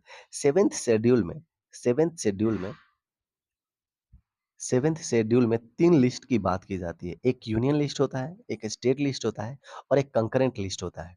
यूनियन लिस्ट में जितनी भी चीज़ें होंगी, जस्ट ए सेकंड दूसरा कलर ले लेते हैं। यूनियन लिस्ट में जितना भी चीज़ होगा, यूनियन लिस्ट में ए, बी, सी, जैसे कि बैंकिंग हो गया, जैसे कि एक्सटर्नल अफेयर मिनिस्ट्री हो जाएगा, करेंसी हो जाएगा, जितनी यहाँ पे चीज़ें मेंशन होगी, उस पे कानून बनाने का अधिकार किसका होता है? यूनियन गवर्नमेंट का होता है, यानी कि केंद्र सरकार का होता है। स्टेट लिस्ट में जितनी चीज़ें मेंशन होगी, जैसे कि पुलिस हो गया, मार्केट हो गया, राइट? लॉ एंड ऑर्डर हो गया, एग्रीकल्चर हो गया, इस पे कानून बनाने का अधिकार किसका होता है? एक्सक्लूसिवली किसको होता है? स्टेट गवर्नमेंट का होता है। और अगर कंकरेंट लिस्ट की बात करें तो इस पे दोनों ही सरकार बनाता है। यानी कि कंकरेंट लिस्ट में यूनियन गवर्नमेंट भी सरकार बना सकती है और स्टेट गवर्नमेंट भी सरकार बना सकती है। तो यहाँ से हमको एक चीज़ समझ में आ रहा है कि हम जो पावर का डिस्ट्रीब्यूशन करके रखे हुए हैं, पावर को ज्यूरिसडिक्शन को हमने डिस्ट्रीब्यूट करके रखा हुआ है, ये सिर्फ़ हम कह नहीं रहे हैं, ये हमारे संविधान में बाकायदा लिखा हुआ है। और बाकायदा हमारे 7th शेड्यूल में ये बात लिखी हुई है कि हाँ भाई, सेंट्रल का पावर क्या है, स्टेट का पावर क्या है और कंकरेंट में किस तरीके से पावर है। हमने पावर को बता रखा है कॉन्स्टिट्यूशन में। तो क्या हमारा उस फीचर को फॉलो कर रहा है क्या इंडिया? यस सर, डेफिनिटली कर रहा है। यानी कि हमारा जो फेडरलिज्म है वो कॉन्स्टिट्यूशनली मैंडेट है। हमने पावर को कॉन्स्टिट्यूशन में लिख करके रखा हुआ है। अब देखिए इसको अब थोड़ा-सा और देखते हैं। यूनियन लिस्ट की अगर बात करें तो यहाँ पे वो मैटर होते हैं जो नेशनली इम्पोर्टेंस होते हैं, जैसे कि डिफेंस, फॉरेन अफेयर, बैंकिंग, ये नेशनल इंपॉर्टेंस की चीज़ें होती हैं। यहाँ पे कानून कौन बनाता है? एक्सक्लूसिवली सेंट्रल गवर्नमेंट बनाती है। अगर हम स्टेट लिस्ट की बात करें, तो यहाँ पे वो मैटर होते हैं जो लोकल लेवल पे या स्टेट लेवल पे इंपॉर्टेंस होते हैं, जैसे कि पुलिस हो गया, ट्रेड हो गया, एग्रीकल्चर हो गया। आपने कभी सुना है इंडियन पुलिस? नहीं सुना है। आपने बिहार पुलिस सुना होगा, आपने राजस्थान पुलिस सुना होगा, आपने यूपी पुलिस सुना होगा, आपने मध्य प्रदेश पुलिस सुना होगा, क्योंकि पुलिस स्टेट के अंदर आता है, स्टेट लिस्ट के अंदर आता है। तो याद रखिएगा, यहाँ पे कौन कानून बनाता है? एक्सक्लूसिवली स्टेट गवर्नमेंट बनाती है। हालाँकि एक्सेप्शन होता है, 5 ऐसे कंडीशन होते हैं कि स्टेट लिस्ट पे भी सेंट्रल गवर्नमेंट कानून बना सकती है। ख़ैर अभी वो आपके सिलेबस का पार्ट नहीं, उस पे हम लोग डिस्कस अभी नहीं करेंगे। अभी आपको बस यही समझ के चलना है, अभी 10th स्टैंडर्ड के लिए, कि यूनियन लिस्ट पे एक्सक्लूसिव अधिकार होता है यूनियन गवर्नमेंट का, स्टेट लिस्ट पे एक्सक्लूसिव अधिकार होता है स्टेट गवर्नमेंट का। सॉरी। और जो कंकरेंट लिस्ट होता है, यहाँ पे दोनों सरकार की अधिकार होती है, यानी कि सेंट्रल गवर्नमेंट और स्टेट गवर्नमेंट दोनों ही कानून इस पे बनाती है। जो मैटर इसमें आते हैं, जिसमें कि एजुकेशन हो गया, मैरिज हो गया, एडॉप्शन हो गया, ये सारी जो चीज़ें हैं वो किसके अंदर आता है? वो कंकरेंट लिस्ट के अंदर आता है। अब और एग्जामिन करते हैं। अच्छा, एक और चीज़ बच गया है इसमें, और वो है रेसिड्यूअरी। देखिए, जैसे हमने बोला कि 7th 7th शेड्यूल में 3 लिस्ट होता है, यूनियन, स्टेट और कॉन्करेंट लिस्ट। तो आपको लगता है कि क्या दुनिया के हर चीज़ को आप 3 की लिस्ट बना करके सब कुछ आप नोट डाउन कर दीजिएगा? बहुत ऐसी चा सारी चीज़ें हैं जो कि छूट जाएँगी। यार एक स बात समझो, जब हमारा संविधान बना था, तो क्या उस टाइम इतना टेक्नोलॉजी थी? क्या कंप्यूटर था? नहीं था ना। बाद में आया ना, तो जब चीज़ें हैं ही नहीं, एक्जिस्ट ही नहीं करी, तो उस टाइम में कैसे आप उसके बारे में लिख सकोगे? जब बाद में आएगा, तो जो चीज़ें छूट जाती हैं ना, उसको हम लोग रेसिड्यूरी लिस्ट के अंदर रखते हैं। जितनी चीज़ें छूट जाती हैं, उसको हम लोग रेसिड्यूरी लिस्ट के अंदर रखते हैं, और इस पे अधिकार होता है यूनिटरी गवर्नमेंट का। यानी कि यूनियन गवर्नमेंट का इस पे पावर होता है, उस पे अधिकार क्षेत्र होता है। तो ये इसको याद रखिएगा। जो चीज़ छूट जाता है, जो सब्जेक्ट छूट जाते हैं, उसको हमने रेसिड्यूरी में रखा हुआ है, और उस पे अधिकार क्षेत्र होता है यूनियन गवर्नमेंट का। तीसरा फीचर को मैच कराने की कोशिश करते हैं। हमने बोला कि all state in the Indian union do not have identical power and some states enjoy a special status. हमने आपको समझाया उस टाइम कि होल्डिंग टुगेदर का फीचर ये है कि some states have special power, यानी कि सब स्टेट्स जो होते हैं होल्डिंग टुगेदर में इक्वली पावरफुल नहीं होते हैं, और वो चीज़ हमको इंडिया में देखने को मिलता है। कुछ ऐसे राज्य हैं नॉर्थ ईस्ट के, जैसे कि असम, नागालैंड, अरुणाचल प्रदेश, मिज़ोरम, जिनके पास स्पेशल पावर हमने दे रखा आर्टिकल 371 के अंदर, सो दैट उनका जो जो सोशल उनका कंडीशन है, उनका जो डेवलपमेंट है, वो अलग तरीके से हो सके। ऐसा इसलिए क्योंकि उनका जो सोशल स्ट्रक्चर है, उनका जो हिस्टोरिकल सर्कमस्टांसेस हैं, वो कहीं न कहीं अलग है। जो और जो राज्य हैं, उनसे कहीं उनका जो ट्रेडिशन है, उनका जो बिलीफ सिस्टम है, उनका जो कंडीशन है, वो सबकी तरह नहीं है, वो उनसे थोड़ा-सा डिफरेंट है, वो अलग है। तो उनको अलग तरीके से ट्रीटमेंट इसलिए दिया जाता है, ताकि वो भी अपने कल्चर को भी डेवलप कर सकें, और वो मेन स्ट्रीम में आ सके, अपने आप को भारत से कटा हुआ ना समझे, इसके लिए हमने उनको एक स्पेशल पावर दे रखा है, राइट? तो यहाँ से हमें समझ में आ रहा है कि इंडिया जो है, होल्डिंग टुगेदर का जो फीचर उसको क्या कर रहा है, फॉलो कर रहा है, जिसमें कि स्टेट गवर्नमेंट के पास इक्वली पावर नहीं होता है सेंट्रल गवर्नमेंट के साथ, और सारे राज्य भी इक्वली पावरफुल नहीं होते, किसी के पास ज़्यादा, किसी के पास कम पावर होता है। नेक्स्ट जो हमारे पास चीज़ है, और वो क्या है भाई, जैसे कि यूनियन टेरिटरीज़ की हम बात करते हैं। हमारे पास यूनियन टेरिटरीज़ होती है जिसके पास पावर बहुत ही कम होता है, और याद करिए कि होल्डिंग टुगेदर का जो एक और फीचर है, और वो क्या है कि यहाँ पे सेंट्रल गवर्नमेंट हमेशा क्या होती है, बहुत ज़्यादा पावरफुल होती है। यूनियन टेरिटरी, अगर हमारे देश की बात करें इंडिया का, तो यहाँ पे यूनियन टेरिटरीज़ हैं, और यूनियन टेरिटरीज़ जो हैं वो क्या होती है, डायरेक्टली किसके अंदर आती है, वो सेंट्रल गवर्नमेंट के अंदर आती है। यानी कि यहाँ पे स्टेट गवर्नमेंट बहुत ज़्यादा पावरफुल होती है। यूनियन टेरिटरी को जो है स्टेट लेवल का भी पावर उसके पास नहीं होता है। क्यों? क्योंकि उसका जो ज्योग्राफी है बहुत ही उसका कम होता है। यानी कि अगेन हम देख रहे हैं कि इंडिया में जो फेडरलिज्म का जो फीचर है, जो होल्डिंग टुगेदर का जो फीचर है, वो यहाँ पे फॉलो किया जा रहा है। अब बात करते हैं नेक्स्ट फीचर का, यहाँ पे एग्जामिन करते हैं।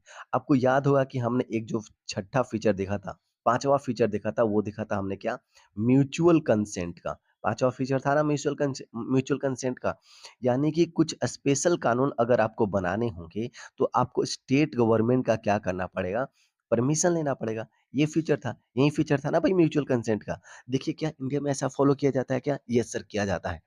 इंडिया का में प्रोविज़न ऐसा है, भारत के कॉन्स्टिट्यूशन में प्रोविज़न ये है कि कुछ स्पेशल अगर आपको चेंज लाना होगा कॉन्स्टिट्यूशन में कुछ स्पेशल चेंज अगर आपको लेकर आना होगा, उसके लिए आपको जितने भी यहाँ पे राज्य हैं, 50% जो राज्य हैं, उनका परमिशन आपको लेना पड़ेगा।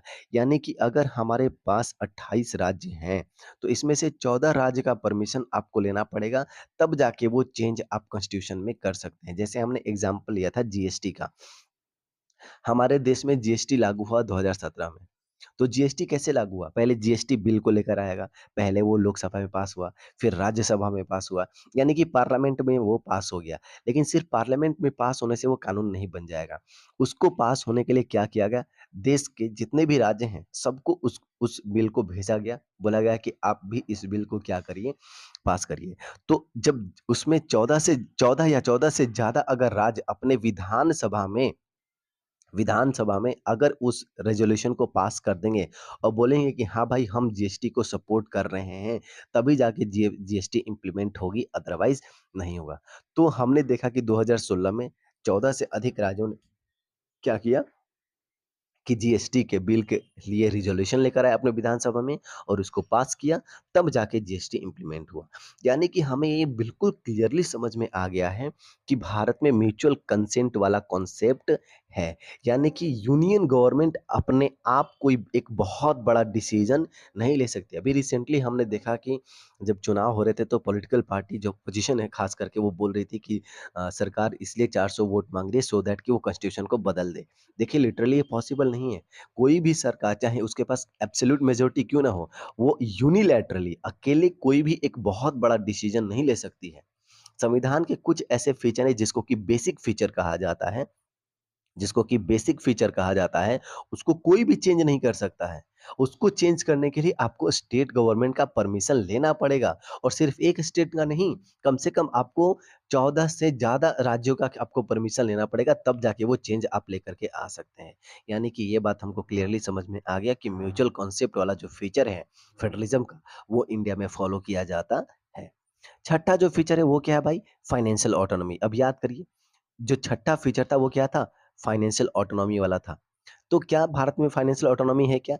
यस सर है। वो चीज़ मैंने आपको उसी टाइम पे दिखाया था।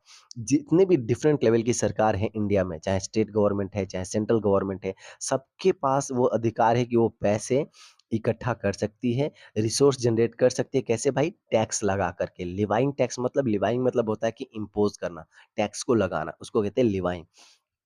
तो याद करिए, यहाँ पे हमने क्या देखा हुआ था? आप फ्यूचर को अगर देखेंगे तो आपको याद आ जाएगा। यहाँ से देखते हैं। हाँ, तो क्या देखिए सेंट्रल गवर्नमेंट कैसे पैसे मतलब लेकर आती है तो कस्टम ड्यूटी से पैसे निकालती है, इनकम टैक्स से पैसे आता है, सेंट्रल एक्साइज़ ड्यूटी से पैसे आते हैं। क्या स्टेट गवर्नमेंट के पास पावर है पैसे इकट्ठा करने का? यस सर है। एग्रीकल्चर पे टैक्स लगाती है, प्रोफेशनल टैक्स लगाती है, स्टेट एक्साइज़ ड्यूटी टैक्स लगाती है, लैंड रेवेन्यू टैक्स लगाती है, स्टैम्प ड्यूटी से टैक्स लगाती है। तो क्या हमको यहाँ से नहीं पता चला कि स्टेट गवर्नमेंट के पास अथॉरिटी है, ऑटोनॉमी है फाइनेंशियल के रिस्पेक्ट में, यानी कि अपना फाइनेंस जुगाड़ने में? तो बोलोगे कि हाँ सर है। यानी कि क्या इंडिया में फाइनेंशियल ऑटोनॉमी है डिफरेंट लेवल की सरकार के बीच में? आप बोलोगे कि हाँ सर है। तो यानी कि हमने ये भी देखा कि छठा जो फीचर है उसको भी हमारे देश में फॉलो किया जा रहा है, राइट? नेक्स्ट चीज़ यहाँ से हम लोग देखने की कोशिश करते हैं। तो इस तरीके से हमने देखा कि जितने भी फीचर्स हैं, जो फेडरलिज्म के फीचर हैं, वो हमारे इंडिया में कहीं न कहीं उसको रिलीजियसली उसको फॉलो किया जा रहा है, राइट? चलो जी, तो एक बात हमें क्लियर हो गया कि हाँ भाई, इंडिया एक फेडरल कंट्री तो है, लेकिन एक छोटी-सी चीज़ हम आपको यहाँ पे बता देते हैं और वो ये है कि इंडिया कंप्लीट ना ही फेडरल है और ना ही कंप्लीट यूनिटरी है।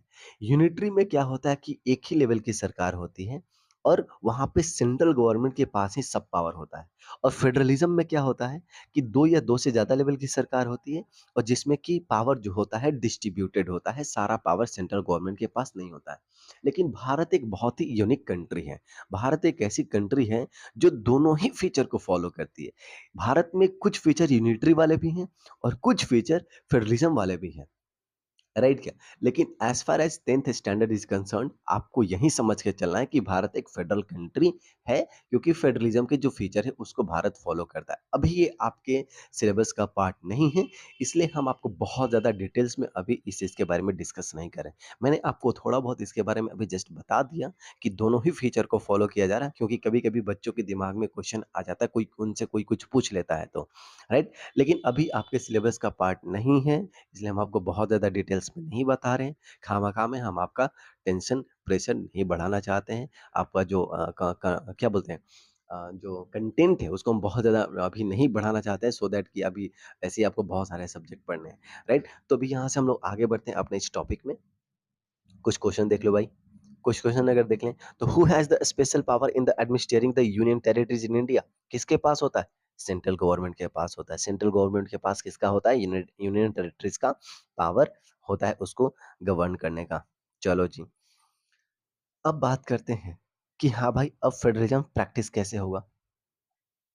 देखो, एक चीज़ आप समझिए, हमने अब तक क्या देखा? फीचर को देखा, जो फीचर लिखा हुआ है कॉन्स्टिट्यूशन में। लेकिन कॉन्स्टिट्यूशन में जो चीज़ें लिखी गई हैं, सिर्फ़ उसी को फ़ॉलो कर लेने से नहीं होगा। कुछ चीज़ें ऐसी होती हैं जो बियॉन्ड कॉन्स्टिट्यूशन भी आपको फेडरलिज्म फ़ॉलो करना होता है। यानी कि कुछ ऐसी चीज़ें होती हैं जो आपको कॉन्स्टिट्यूशन से बाहर निकल के करना होता है और ये बताना होता है कि हाँ भाई देखो, हम फेडरलिज्म को क्या कर रहे हैं, फ़ॉलो कर रहे हैं और ये ज़रूरी होता है। देखिए, कॉन्स्टिट्यूशन के फीचर को फ़ॉलो करना ज़रूरी है। कॉन्स्टिट्यूशन का जो फीचर, फेडरलिज्म का जो फीचर बताया जा रहा है कॉन्स्टिट्यूशन में, वो तो आपको फॉलो करना ही है, लेकिन वो सफिशिएंट नहीं होता है। कॉन्स्टिट्यूशन के बाहर निकल के भी आपको क्या करना होता है, कुछ चीज़ें करनी होती हैं, अगर आप फेडरलिज्म को सक्सेसफुली रन करना चाहते हैं तो, राइट क्या? तो क्या इंडिया ने ऐसा कुछ किया है क्या? इंडिया ने कौन से ऐसे काम किए हैं, कॉन्स्टिट्यूशन से बियॉन्ड जा कर के, जो बताता है कि भारत एक फेडरल कंट्री है, फेडरलिज्म के फीचर को, उसके प्रिंसिपल को उसने क्या-क्या रिस्पेक्ट किया है, इंडिया ने। तो उसको हम लोग समझने की कोशिश करते हैं। देखिए, भारत ने 3 काम किए हैं। 3 तरीके की पॉलिसी वो लेकर के अपनाया है, लेकर चला है, जो कॉन्स्टिट्यूशन से बियॉन्ड जाकर उसने ऐसा किया है, राइट क्या? पहला उसका लिंग्विस्टिक पॉलिसी, लिंग्विस्टिक स्टेट्स का बनना, सॉरी, और दूसरा लैंग्वेज पॉलिसी और तीसरा सेंटर स्टेट रिलेशन।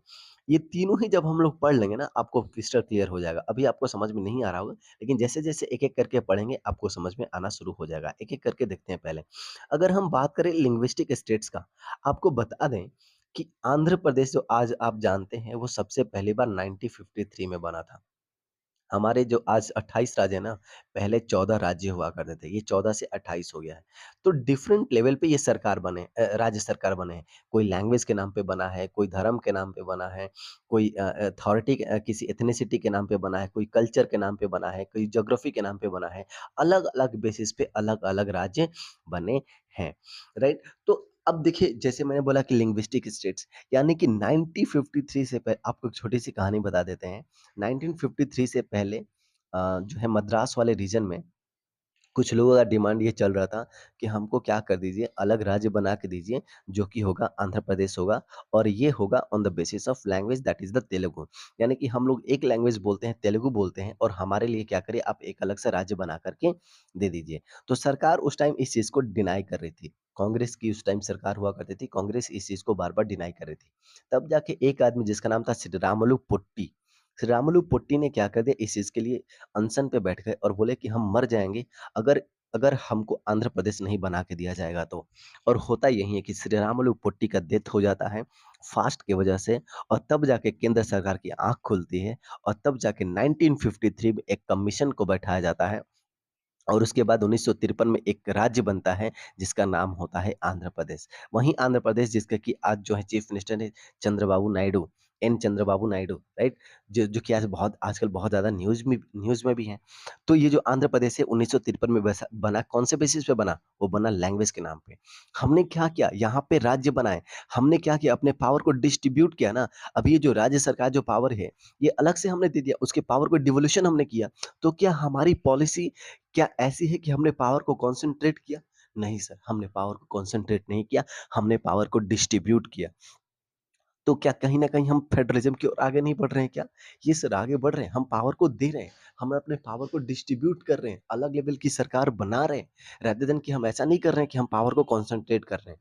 तो ये जो हमारी पॉलिसी है कि हमने राज्य बनाए हैं on the basis of language, on the basis of culture, on the basis of ethnicity, on the basis of geography, ये बताता है कि इंडिया ने एक ऐसी पॉलिसी को फॉलो किया है, जिसमें कि पावर को डिवोल्यूट किया गया है, पावर को कॉन्संट्रेट नहीं किया गया है, राइट?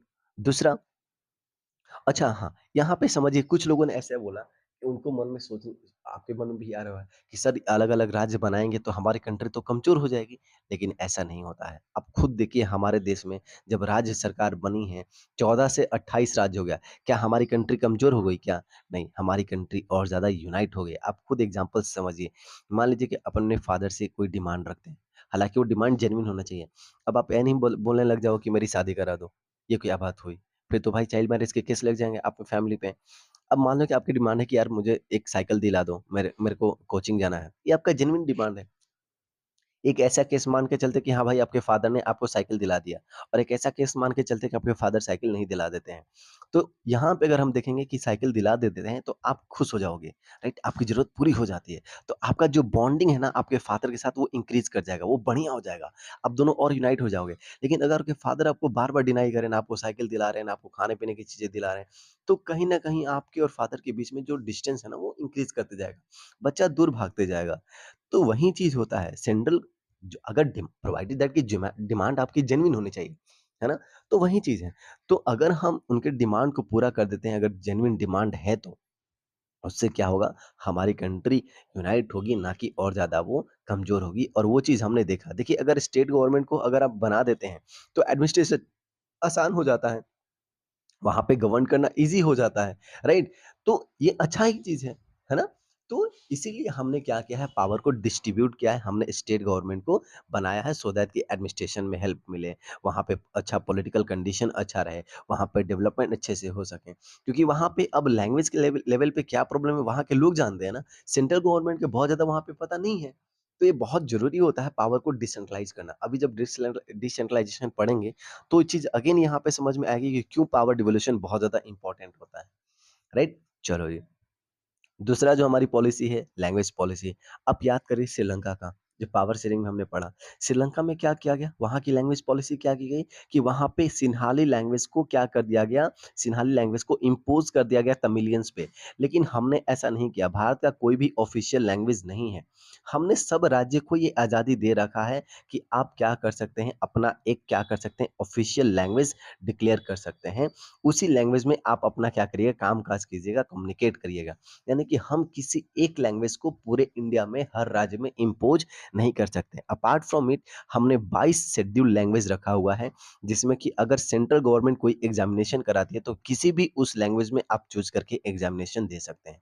यानी कि हमने ऐसा नहीं बोला है कि हम हिंदी को ही इम्पोज़ करने वाले हैं। आपको हिंदी सीखना ही है अगर भारत में रहना है तो। ऐसा हमारी पॉलिसी नहीं है। हमने आज़ादी दे रखा है हर राज्य को। हर राज्य अपना क्या कर सकते हैं, अपना एक स्टेट ऑफिशियल लैंग्वेज डिक्लेयर कर सकते हैं और उसी लैंग्वेज में ओके ऑफिशियल वर्क वो वहाँ पे जो है परफॉर्म कर सकते हैं। जैसे कि बहुत सारे 9 ऐसे राज्य हैं भारत में जो कि हिंदी को अपना ऑफिशियल लैंग्वेज डिक्लेयर करके रखा हुआ है। किसी ने तमिल रखा है, किसी ने मलयालम रखा है, किसी ने तेलुगु रखा है, किसी ने इंग्लिश रखा है। जो भी मर्ज़ी है आप रख सकते हैं, ये आपके पास आज़ादी है। तो क्या हमारी यहाँ पे पॉलिसी लिबरल लिबरल नहीं है क्या? या हमारी स्ट्रिक्ट पॉलिसी है कि हम किसी पे कोई इम्पोज़ कर रहे हैं? नहीं सर, हम इम्पोज़ नहीं कर रहे हैं। तो क्या हम फेडरलिज्म के फीचर को नहीं फॉलो कर रहे हैं क्या बियॉन्ड कॉन्स्टिट्यूशन जा करके? ये सर कर रहे हैं। दूसरा चीज़ आप समझिए देखिए एक और बात कही जा रही है हमारी जो लैंग्वेज पॉलिसी है वो कहती है कि हिंदी को प्रमोट करना है। लेकिन यहाँ पे आप ये मत समझिए कि हिंदी का प्रमोशन का मतलब है कि हम इम्पोज़ कर रहे हैं, नहीं। Hindi imposition is not equal to the promotion. Promotion का मतलब ये है कि गवर्नमेंट को ये काम करना है कि हिंदी लैंग्वेज का डेवलपमेंट हो। अब इम्पोज़ नहीं किया जाए कि आपको हिंदी सीखना ही सीखना है, राइट क्या? आप समझिए जब हमारा देश आज़ाद हुआ तो हमने बोला था कि जो है इंग्लिश जो है इंग्लिश को हम लोग ऑफ़िशियल लैंग्वेज रखेंगे, उसी में हम लोग सारा ऑफ़िशियल काम करेंगे। और ये जो चीज़ है 1965 में बंद होने वाला था, यानी कि 1965 में English as a official language खत्म होने वाला था। तो अब हम सोचे कि चलो भाई हिंदी को ऑफिशियल लैंग्वेज डिक्लेयर कर देते हैं। लेकिन जितने भी नॉन हिंदी स्पीकर्स राज्य थे उन्होंने इस चीज़ के अगेंस्ट में आकर के प्रोटेस्ट करना शुरू कर दिया और उन्होंने बोला कि नहीं, इंग्लिश को ही कंटिन्यू रखा जाएगा, इसी लैंग्वेज में जो है ऑफिशियल लैंग्वेज नेशनल लेवल पे जितने भी डॉक्यूमेंटेशन है उसमें काम होगा। और हमने ऐसा किया, हमने एक हिंदी लैंग्वेज को या किसी और लैंग्वेज को यहाँ पे इम्पोज़ नहीं किया। तो यहाँ से हमको समझ में आ रहा है कि हमारी जो पॉलिसी है, लैंग्वेज पॉलिसी है, वो श्रीलंका की तरह नहीं है कि हमने एक लैंग्वेज को इम्पोज़ कर दिया, रेदर देन हमने क्या किया है, लैंग्वेज को लैंग्वेज के बेसिस पे हमने लिबरल पॉलिसी अपनाया और सबको आज़ादी दे रखा है कि आपकी मर्ज़ी है, जो आप फ़ॉलो कर सकता है करना चाहते हैं, वो आप कर सकते हैं, right? So this is the thing.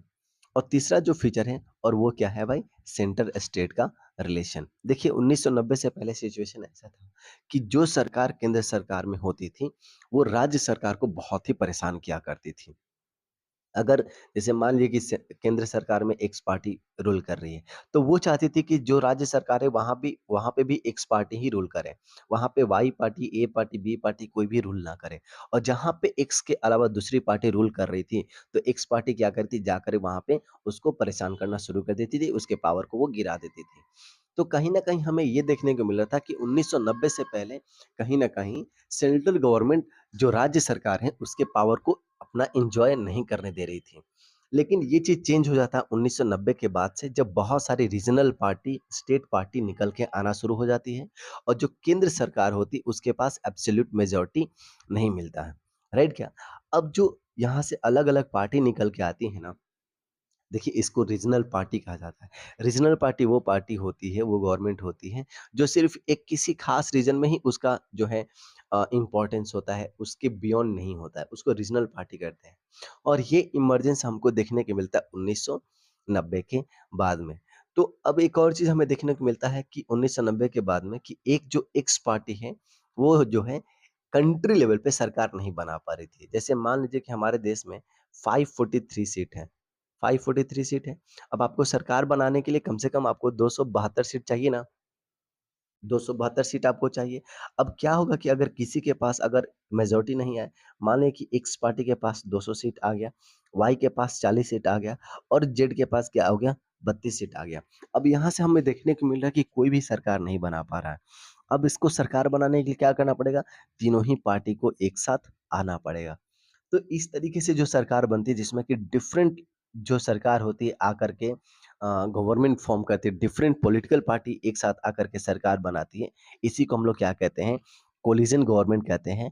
और ये चीज़ इमर्जेंस होता है 1990 के बाद में, जब केंद्र में कोई एक पार्टी सिंगल हैंडेडली सरकार नहीं बना पाती है, तो अब उसको क्या करना पड़ता है, डिफरेंट पॉलिटिकल पार्टी को साथ लेकर के आकर के सरकार बनाना पड़ता है।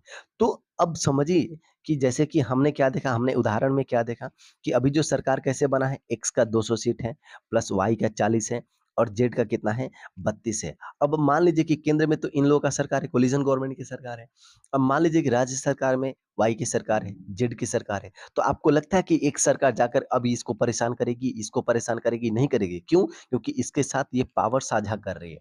जैसे अभी रिसेंटली हमने देखा जो एनडीए की सरकार बनी, उसमें बीजेपी है, उसमें क्या बोलते हैं हम तेलुगु देशम पार्टी है, टीडीपी है और जेडीयू है, जो कि बिहार की जो पार्टी है नीतीश कुमार की।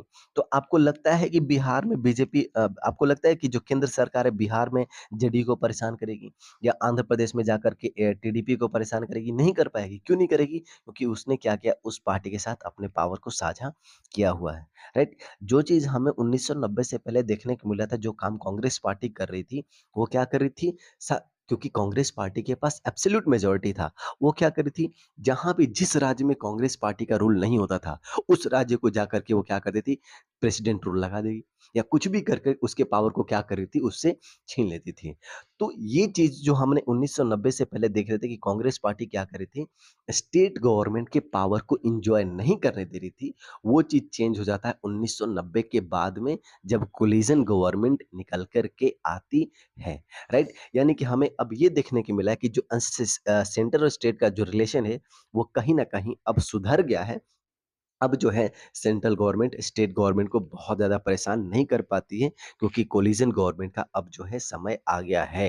राइट? और वैसे भी अगर कोलिशन गवर्नमेंट गवर्नमेंट नहीं है, तो भी अब हम लोग बहुत ज़्यादा सेंसिटिव हो चुके हैं, अब बहुत ज़्यादा प्रोग्रेसिव हो चुके हैं, जिसमें कि अगर एब्सोल्यूट मेजॉरिटी भी अगर हमारे पास होती है, तो भी हम स्टेट गवर्नमेंट को बहुत ज़्यादा परेशान नहीं करते हैं। ये चीज़ आपने देखा पिछली बार जो हमारा 17th लोकसभा था, उसमें जो बीजेपी थी, उसके पास एब्सोल्यूट मेजॉरिटी थी। तो कहीं भी ऐसा आपने नहीं देखा कि किसी राज्य में केंद्र शासन राष्ट्रपति शासन लागू कर दिया या वहाँ की सरकार को गिरा दिया। इस तरह की एक्टिविटी को हम लोग क्या करते हैं अब अवॉइड करते हैं। तो हमें ये समझने को मिल रहा है कि 1990 के बाद से सेंटर और स्टेट के बीच का जो रिलेशन है वो कहीं न कहीं इम्प्रूव किया है और उसके पीछे का कारण ये है कि कोलिशन गवर्नमेंट का क्या हुआ है फॉर्मेशन हुआ है। अब हमसे कोई पूछ ले कि कोलिशन गवर्नमेंट क्या होता है? तो आप बता सकते हो कि कोलिशन गवर्नमेंट वो गवर्नमेंट होती है जिसमें कि बहुत सारी पॉलिटिकल पार्टी मिल कर के सरकार का फॉर्मेशन करती है। तो आई होप कि this point is clear. Right क्या?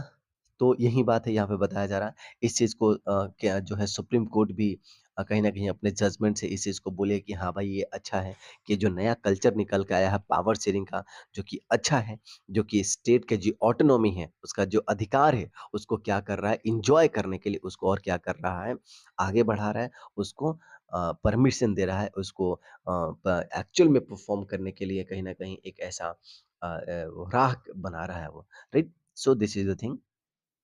ये डायग्राम आप देख लीजिए। 1990 से पहले ये कंडीशन हुआ करता था। ये है सेंट्रल गवर्नमेंट और ये सारे कौन हैं?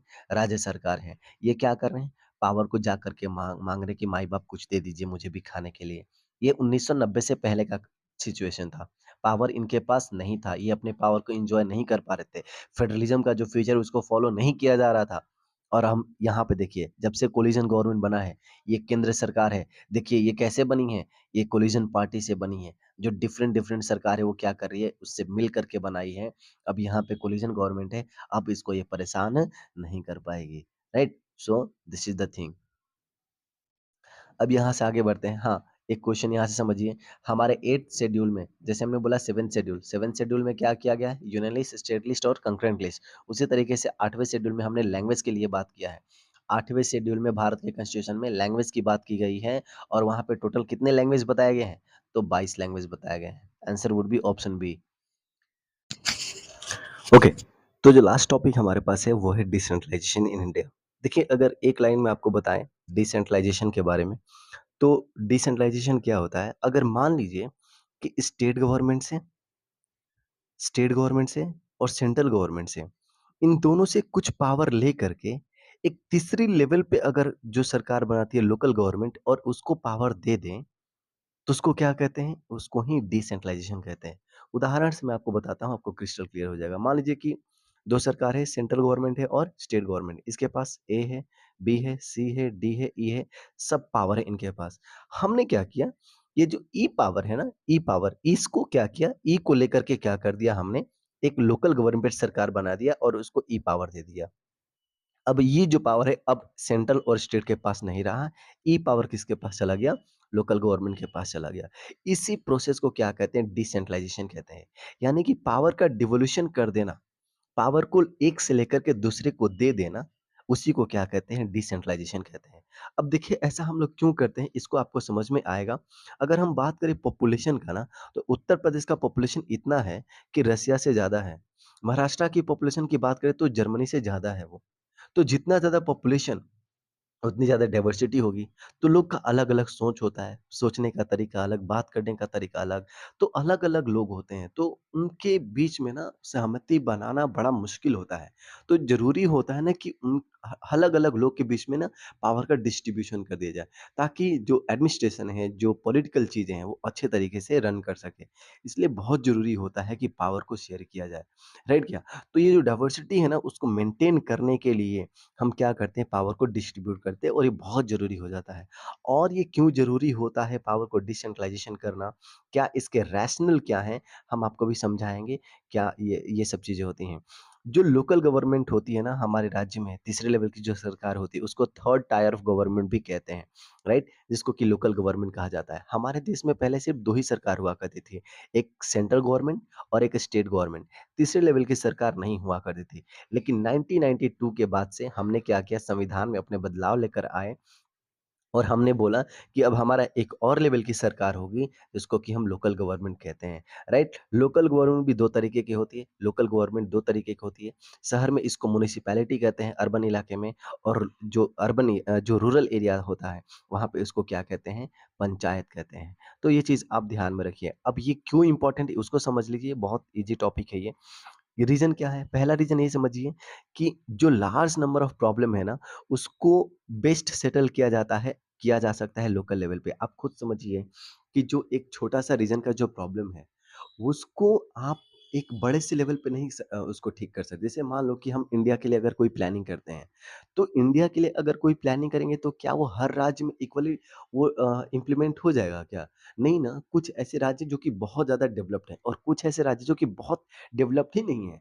तो क्या वो जो प्लानिंग महाराष्ट्र जैसे राज्य की है, क्या वो प्लानिंग उड़ीसा जैसे राज्य के लिए हो सकती है क्या? नहीं हो सकती है। वहाँ के लिए आपको अलग से प्लानिंग करना पड़ेगा। ये तो हो गया राज्य के नाम पे। अब मान लो राज्य भी हैं। राज्य में भी बहुत ऐसे डिस्ट्रिक्ट होते हैं जो कि बहुत ज़्यादा डेवलप होते हैं और कुछ ऐसे ज़िले होते हैं जो कि डेवलप नहीं होते हैं। तो क्या एक ज़िले के लिए जो प्लानिंग आपने कर रखा है वो सभी ज़िलों पे इम्प्लीमेंट हो जाएगा? नहीं होगा। अलग ज़िले के लिए आपको अलग-अलग प्लानिंग करना पड़ेगा। वहाँ की समस्याओं को समझना पड़ेगा। अब ज़िले की बात करते हैं, ज़िले में भी कुछ ऐसे रीजन होते हैं जो ज़्यादा डेवलप होते हैं और कुछ ऐसे रीजन होते हैं जो कि डेवलप नहीं होते हैं।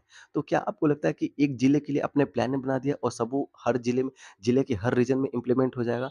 नहीं होगा, वो अच्छे से वो काम नहीं कर पाएगा। आपको क्या करना पड़ेगा? हर रीजन के लिए, हर छोटे-छोटे रीजन के लिए आपको अलग से प्लानिंग करना पड़ेगा। तो प्रॉब्लम जो एक्चुअल में आपको रिज़ॉल्व करना चाहते हैं, आपको क्या करना पड़ेगा?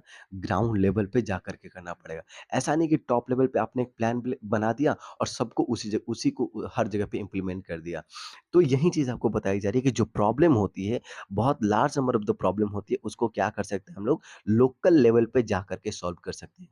और सॉल्व कब करिएगा? जब आप उसको पावर को डिस्ट्रीब्यूट करिएगा, राइट? अभी आपको और समझ में आएगा, इसमें समझिए।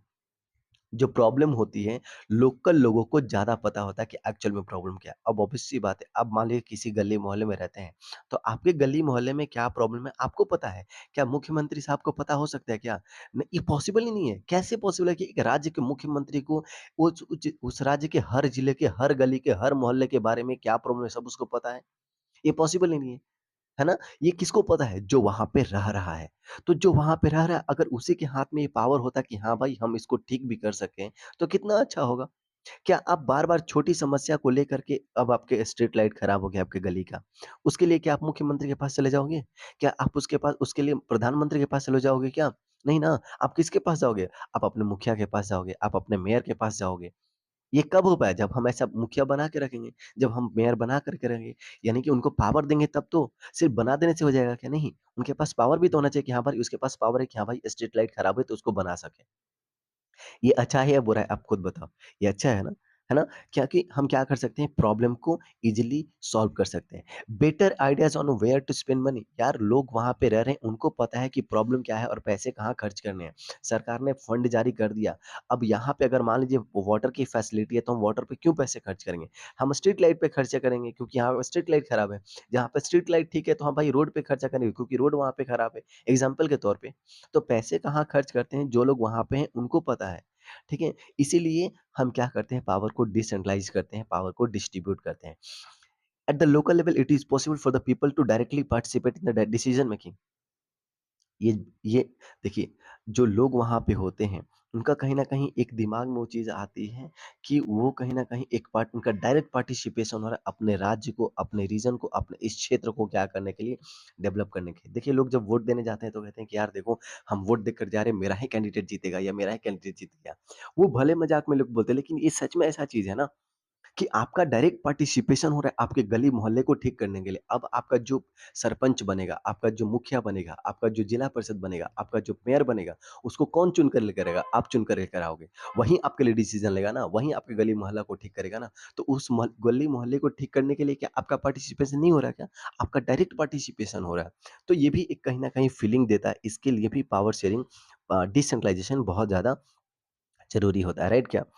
So people can approach a local government for their problem to be solved, and problem easily get solved. Simple सी बात है। प्रॉब्लम को अगर आपको सॉल्व करना है, जैसे मैंने बोला कि छोटी-छोटी सी बात के लिए आप मुख्यमंत्री के पास नहीं जा सकते। अब मान लो कि एक बड़ा-सा राज्य है, उसका एक डिस्ट्रिक्ट है, जो मेन डिस्ट्रिक्ट होता है जहाँ से गवर्नमेंट रन होती है, जो कैपिटल होता है।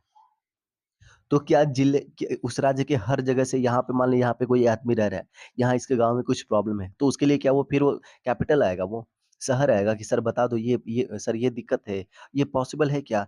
या मुख्यमंत्री जाकर के वहाँ पे अपना रिज़ॉल्व कर देंगे क्या? नहीं ना।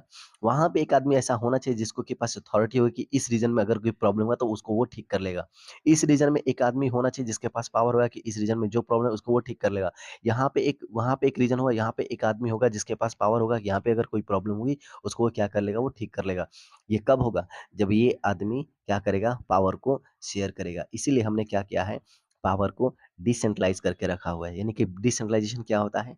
पावर को जब स्टेट गवर्नमेंट और सेंट्रल गवर्नमेंट से लेकर के लोकल लेवल पे दे दिया जाता है, इसी को क्या कहते हैं? इसी को कहते हैं डिसेंट्रलाइज़ेशन। अब आपको समझ में आ गया होगा कि पावर को डिसेंट्रलाइज़ करना क्यों इम्पोर्टेंट होता है, right? So local government is the best way to realize one important principle of democracy, that is the self local self government. हम local self government कहते हैं कि डेमोक्रेसी की प्रिंसिपल है। इसको आई मीन हम रियलाइज करना चाहते हैं। ये इसका बेस्ट तरीका क्या है कि आपको लोकल गवर्नमेंट बनाना पड़ेगा, राइट? चलो जी, तो सारी चीज़ें तो हम लोग ऑलमोस्ट यहाँ से क्लियर समझ लिया है।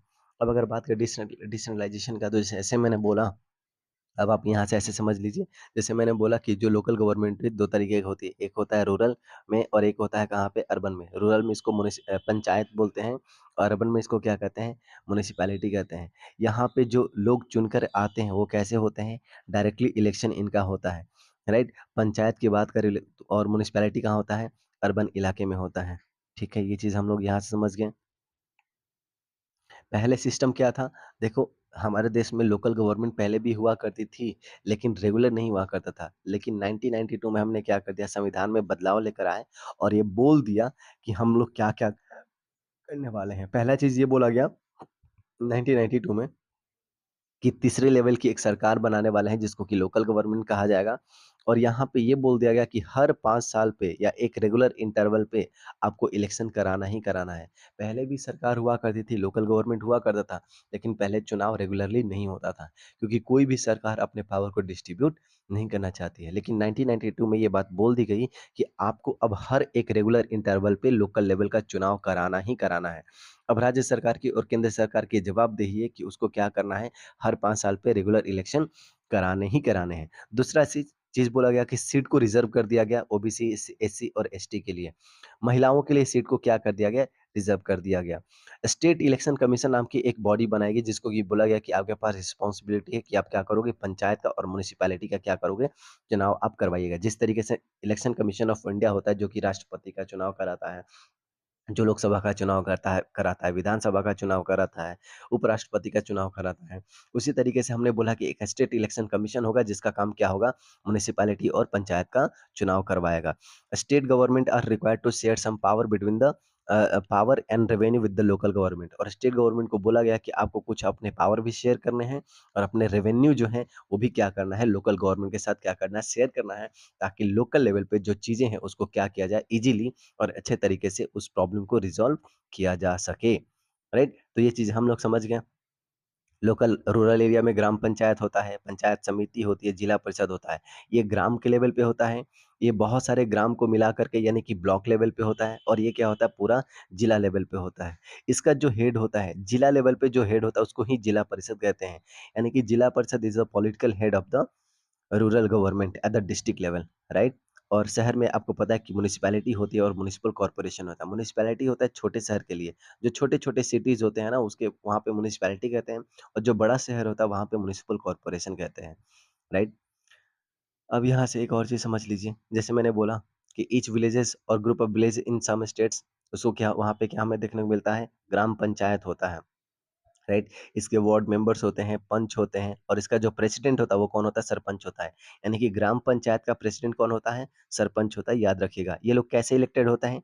डायरेक्टली इलेक्टेड इलेक्टेड होते हैं। देखते हैं ना कि लोग वोट देने जाते हैं मुखिया जी को और पंचायत सरपंच को। ठीक है जी। तो ये लोग डायरेक्टली इलेक्टेड होते हैं। दूसरा हमने क्या देखने को मिला, इन the decision making body of the entire village all the voters in the village is member. जितने भी वोटर्स होते हैं वो इस ग्राम सभा के क्या होते हैं, मेंबर होते हैं। The panchayat works under the overall supervision of the gram sabha. ये जो पंचायत होती है किसके अंडर काम करती है, ग्राम सभा के सुपरविजन के अंदर काम करती है। ग्राम सभा का मेंबर कौन होता है, जो लोग वोट देते हैं। जितने भी वोटर्स होते हैं विलेज में वो सब कौन होते हैं, ग्राम सभा के मेंबर होते हैं। ठीक है जी। इनको क्या करना होता है, साल में कम से कम 2 या 3 बार अपनी एक मीटिंग लानी होती है, एनुअल बजट लेकर के आना होता है और जो ग्राम पंचायत है उसके परफॉर्मेंस को क्या करना होता है, रिव्यू करना होता है। ऑल्दो ये सारी चीज़ें नहीं होती है, यही इसका क्या है डिमेरिट है, वो आगे आपको हम बताने वाले हैं। और पंचायत समिति क्या होती है, वो ब्लॉक लेवल पे होती है। जैसे ये भी क्या है, ग्राम सभा है, ये भी क्या है, ग्राम सभा है, ये भी क्या है, ग्राम सभा है। एक गाँव का है, ये दूसरे गाँव का है, ये तीसरे गाँव का है और तीनों मिला करके क्या बनाते हैं, पंचायत समिति बनाते हैं। यानी कि ये इंटरमीडिएट लेवल का होता है। विलेज इंटरमीडिएट लेवल और ये क्या होता है, डिस्ट्रिक्ट लेवल। ठीक है, यहाँ पे सरपंच होता है, यहाँ पे ब्लॉक समिति होती है और यहाँ पे क्या होता है, जिला परिषद होता है। ठीक है जी। और जिला परिषद, जिला लेवल पे क्या होता है, जिला परिषद होता है। ठीक है, ऑल द पंचायत समिति और mandal in a district together constitute district parishad. जैसे कि बहुत सारे ग्राम सभा मिलाकर क्या बनता है, पंचायत समिति मिलती है और बहुत सारे पंचायत समिति मिलाकर के क्या बनेगा, जिला परिषद बनेगा। और जिला परिषद का हेड कौन होता है, वो होता है जिला परिषद, उसको बोलते हैं, उसको पॉलिटिकल हेड कहते हैं। यानी कि पॉलिटिकल हेड ऑफ द जिला परिषद कौन होता है, जिला परिषद चेयरपर्सन ही होता है। ठीक है, आई मीन जिला परिषद का चेयरपर्सन को, इसको जिला परिषद नहीं बोलते हैं कि हाँ देखिए जिला परिषद है वो। चलो जी। अच्छा, जिला परिषद के और कौन-कौन से मेंबर होते हैं, तो इसमें एमएलए भी होते हैं। उस डिस्ट्रिक्ट के अगर कोई एमएलए है तो वो भी जिला परिषद के मेंबर हो सकते हैं। ठीक है, एमपी भी हो सकते हैं लोकसभा के। राइट। सो ये सारे इसके कौन मेंबर होते हैं, जिला परिषद के मेंबर कौन होता है, एमएलए भी हो सकते हैं, एमपी भी हो सकते हैं और बाकी जो ये सब जो मेंबर हैं वो तो हैं ही। और हेड कौन होता है, पॉलिटिकल हेड जिला परिषद होते हैं। ठीक है जी। म्युनिसिपैलिटी में हमने समझा यहाँ का जो हेड होता है वो कौन होता है, मेयर होता है। म्युनिसिपल कॉर्पोरेशन का जो पॉलिटिकल हेड होता है कौन होता है, मेयर होता है। और जिला परिषद का कौन होता है, चेयरपर्सन, जिला परिषद ही होता है। ठीक है, ओके। और और क्या चीज़ इसमें है? हाँ, एक चीज़ देखिए, एक फैक्ट, 36 लाख इलेक्टेड रिप्रेजेंटेटिव है हमारे देश में, पंचायत और म्युनिसिपैलिटी को मिला करके। किसी देश का इतना पॉपुलेशन भी नहीं हुआ जितना हमारे पास रिप्रेजेंटेटिव है सिर्फ लोकल लेवल पे, 36 लाख। अच्छा जी। प्रॉब्लम क्या है? डिफ़िकल्टी क्या है? तो डिफ़िकल्टी सबसे बड़ा ये है कि जैसे हमने बोला कि ग्राम सभा की मीटिंग हर साल आपको करनी होती है 2 से 3 बार, लेकिन क्या होता है? नहीं होता है।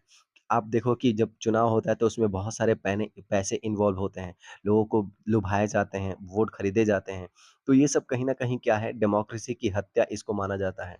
मनी पावर को इस्तेमाल किया जाता है, मसल पावर को इस्तेमाल किया जाता है।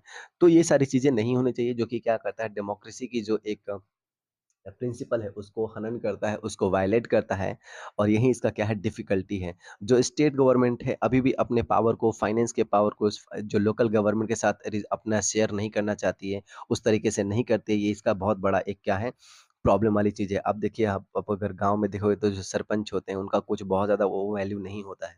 क्यों भाई? क्योंकि उनके पास फाइनेंशियल ऑटोनॉमी बहुत ज़्यादा नहीं होती है। क्यों नहीं है? क्योंकि स्टेट गवर्नमेंट अपने इस पावर को, फाइनेंशियल ऑटोनॉमी को शेयर नहीं करना चाहती है। तो दीज़ आर द प्रॉब्लम। सो ये जो लोकल सेल्फ गवर्नमेंट है ना, ये जो आइडिया है सेल्फ गवर्नमेंट का, जो कि डेमोक्रेसी की एक प्रिंसिपल है, उसको अचीव करने में अभी हमको बहुत टाइम लगेगा, क्योंकि ये सब क्या है, डिफ़िकल्टी है, राइट? सो विद दिस हमने इस चैप्टर को बहुत ही तसल्ली से कंप्लीट कर लिया है और मैं आशा करता हूँ कि आपको बहुत ही अच्छे से ये सारी चीज़ें समझ में आई होंगी।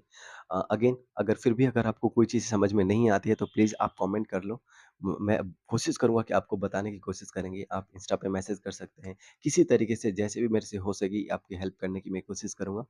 और मैं कोशिश करूँगा कि अपने इस चैनल के थ्रू क्लास 6 से लेकर 12 तक के जितने भी ह्यूमैनिटीज़ के जो सब्जेक्ट हैं ना, वो आपके सामने लेकर आएँ और बहुत ही डिटेल्स में पढ़ाएँ, क्योंकि एक ऐसा सब्जेक्ट है जिसमें कि बहुत लोग फ़ोकस नहीं कर पाते हैं, बच्चों को जनरली समझ में नहीं आता है। तो मैं कोशिश करता हूँ कि बहुत ही आसान भाषा में आपको समझाएँ और आपके लाइफ़ में एक चेंज लेकर आएँ। देखो, ह्यूमैनिटी का जो सब्जेक्ट है ना, सिविक्स, पॉलिटी, इकोनॉमिक्स, ज्योग्राफ़ी, जो एसएसटी है, इसको ह्यूमैनिटीज़ कहा जाता है। इसको ह्यूमैनिटीज़ क्यों कहते हैं? क्योंकि ये आपको ह्यूमन बीइंग बनाता है। आपको लाइफ कैसे जीनी चाहिए ना, वो आपको ये सब्जेक्ट सिखाता है। वो सारी चीज़ें ना जो आपके लाइफ को बनाती हैं। पॉलिटी में आप क्या पढ़ते हैं कि आपको कौन गवर्न करता है, कैसे आपको गवर्न किया जाता है वो आप समझते हैं। ज्योग्राफी में आप क्या समझते हैं कि आप जहाँ पे रह रहे हैं वो इलाका कौन-सा है, कैसा है, कैसी वो चीज़ें हैं जहाँ पे आप रह रहे हैं। हिस्ट्री क्या बताता है कि आप क्या थे, आपके पास्ट को अवगत कराता है आपको। आप क्या हैं वो आपको बताता है। इकोनॉमी क्या बताता है कि आप कैसे कमाइएगा, आपकी लाइवलीहुड कैसे रन करेगी।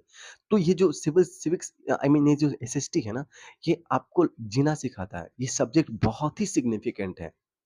मैं सीरियसली इसलिए मैं बोल रहा हूँ कि मेरा बहुत ही अटैचमेंट है इस सब्जेक्ट से और मैं डेडिकेटली रिलीजियसली मैं आपको ना इतने बढ़िया बढ़िया कंटेंट आपको प्रोवाइड करूँगा। आप बस इस चैनल के साथ बने रहो, आप इसको फॉलो कर लीजिए, आप इसको सब्सक्राइब कर लो, आप इस चीज़ को फॉरवर्ड करिए, आप अपने दोस्तों के साथ भी शेयर कर सकते हो। यार हमें ना लाइफ में कुछ यार जब ज़िंदगी भगवान ने हमें दी है ना तो ऐसा करना है, ऐसा नहीं कि बस आए जी करके चले गए, नहीं ऐसा नहीं करना है। We have to do something great, right ना? तो एक छोटा-सा कंट्रीब्यूशन ना बहुत बड़ा इम्पैक्ट लेकर के आ सकता है हमारी सोसाइटी में। वहीं एक इनिशिएटिव है मेरी ओर से, मैं चाहता हूँ आपको एक बहुत ही बेस्ट एजुकेशन मिले, ह्यूमैनिटीज़ की ओर। हम इस सब चीज़ों को भूल रहे हैं। देखो यार एक चीज़ मैं आपको इसमें ऐड कर दूँ, इकोनॉमिक्स कहा जाता है ना, इकोनॉमिक्स अगर बच्चे अगर या कोई भी ना अगर इकोनॉमिक्स अगर अर्न करने के लिए पढ़ने लग जाए ना, किसी को पैसे की कमी नहीं होगी। लेकिन प्रॉब्लम ये है ना कि हम पढ़ नहीं पाते। हम इकोनॉमिक्स को कैसे पढ़ते हैं? सिर्फ़ पढ़ने के लिए पढ़ते हैं, एग्ज़ाम के लिए पढ़ते हैं।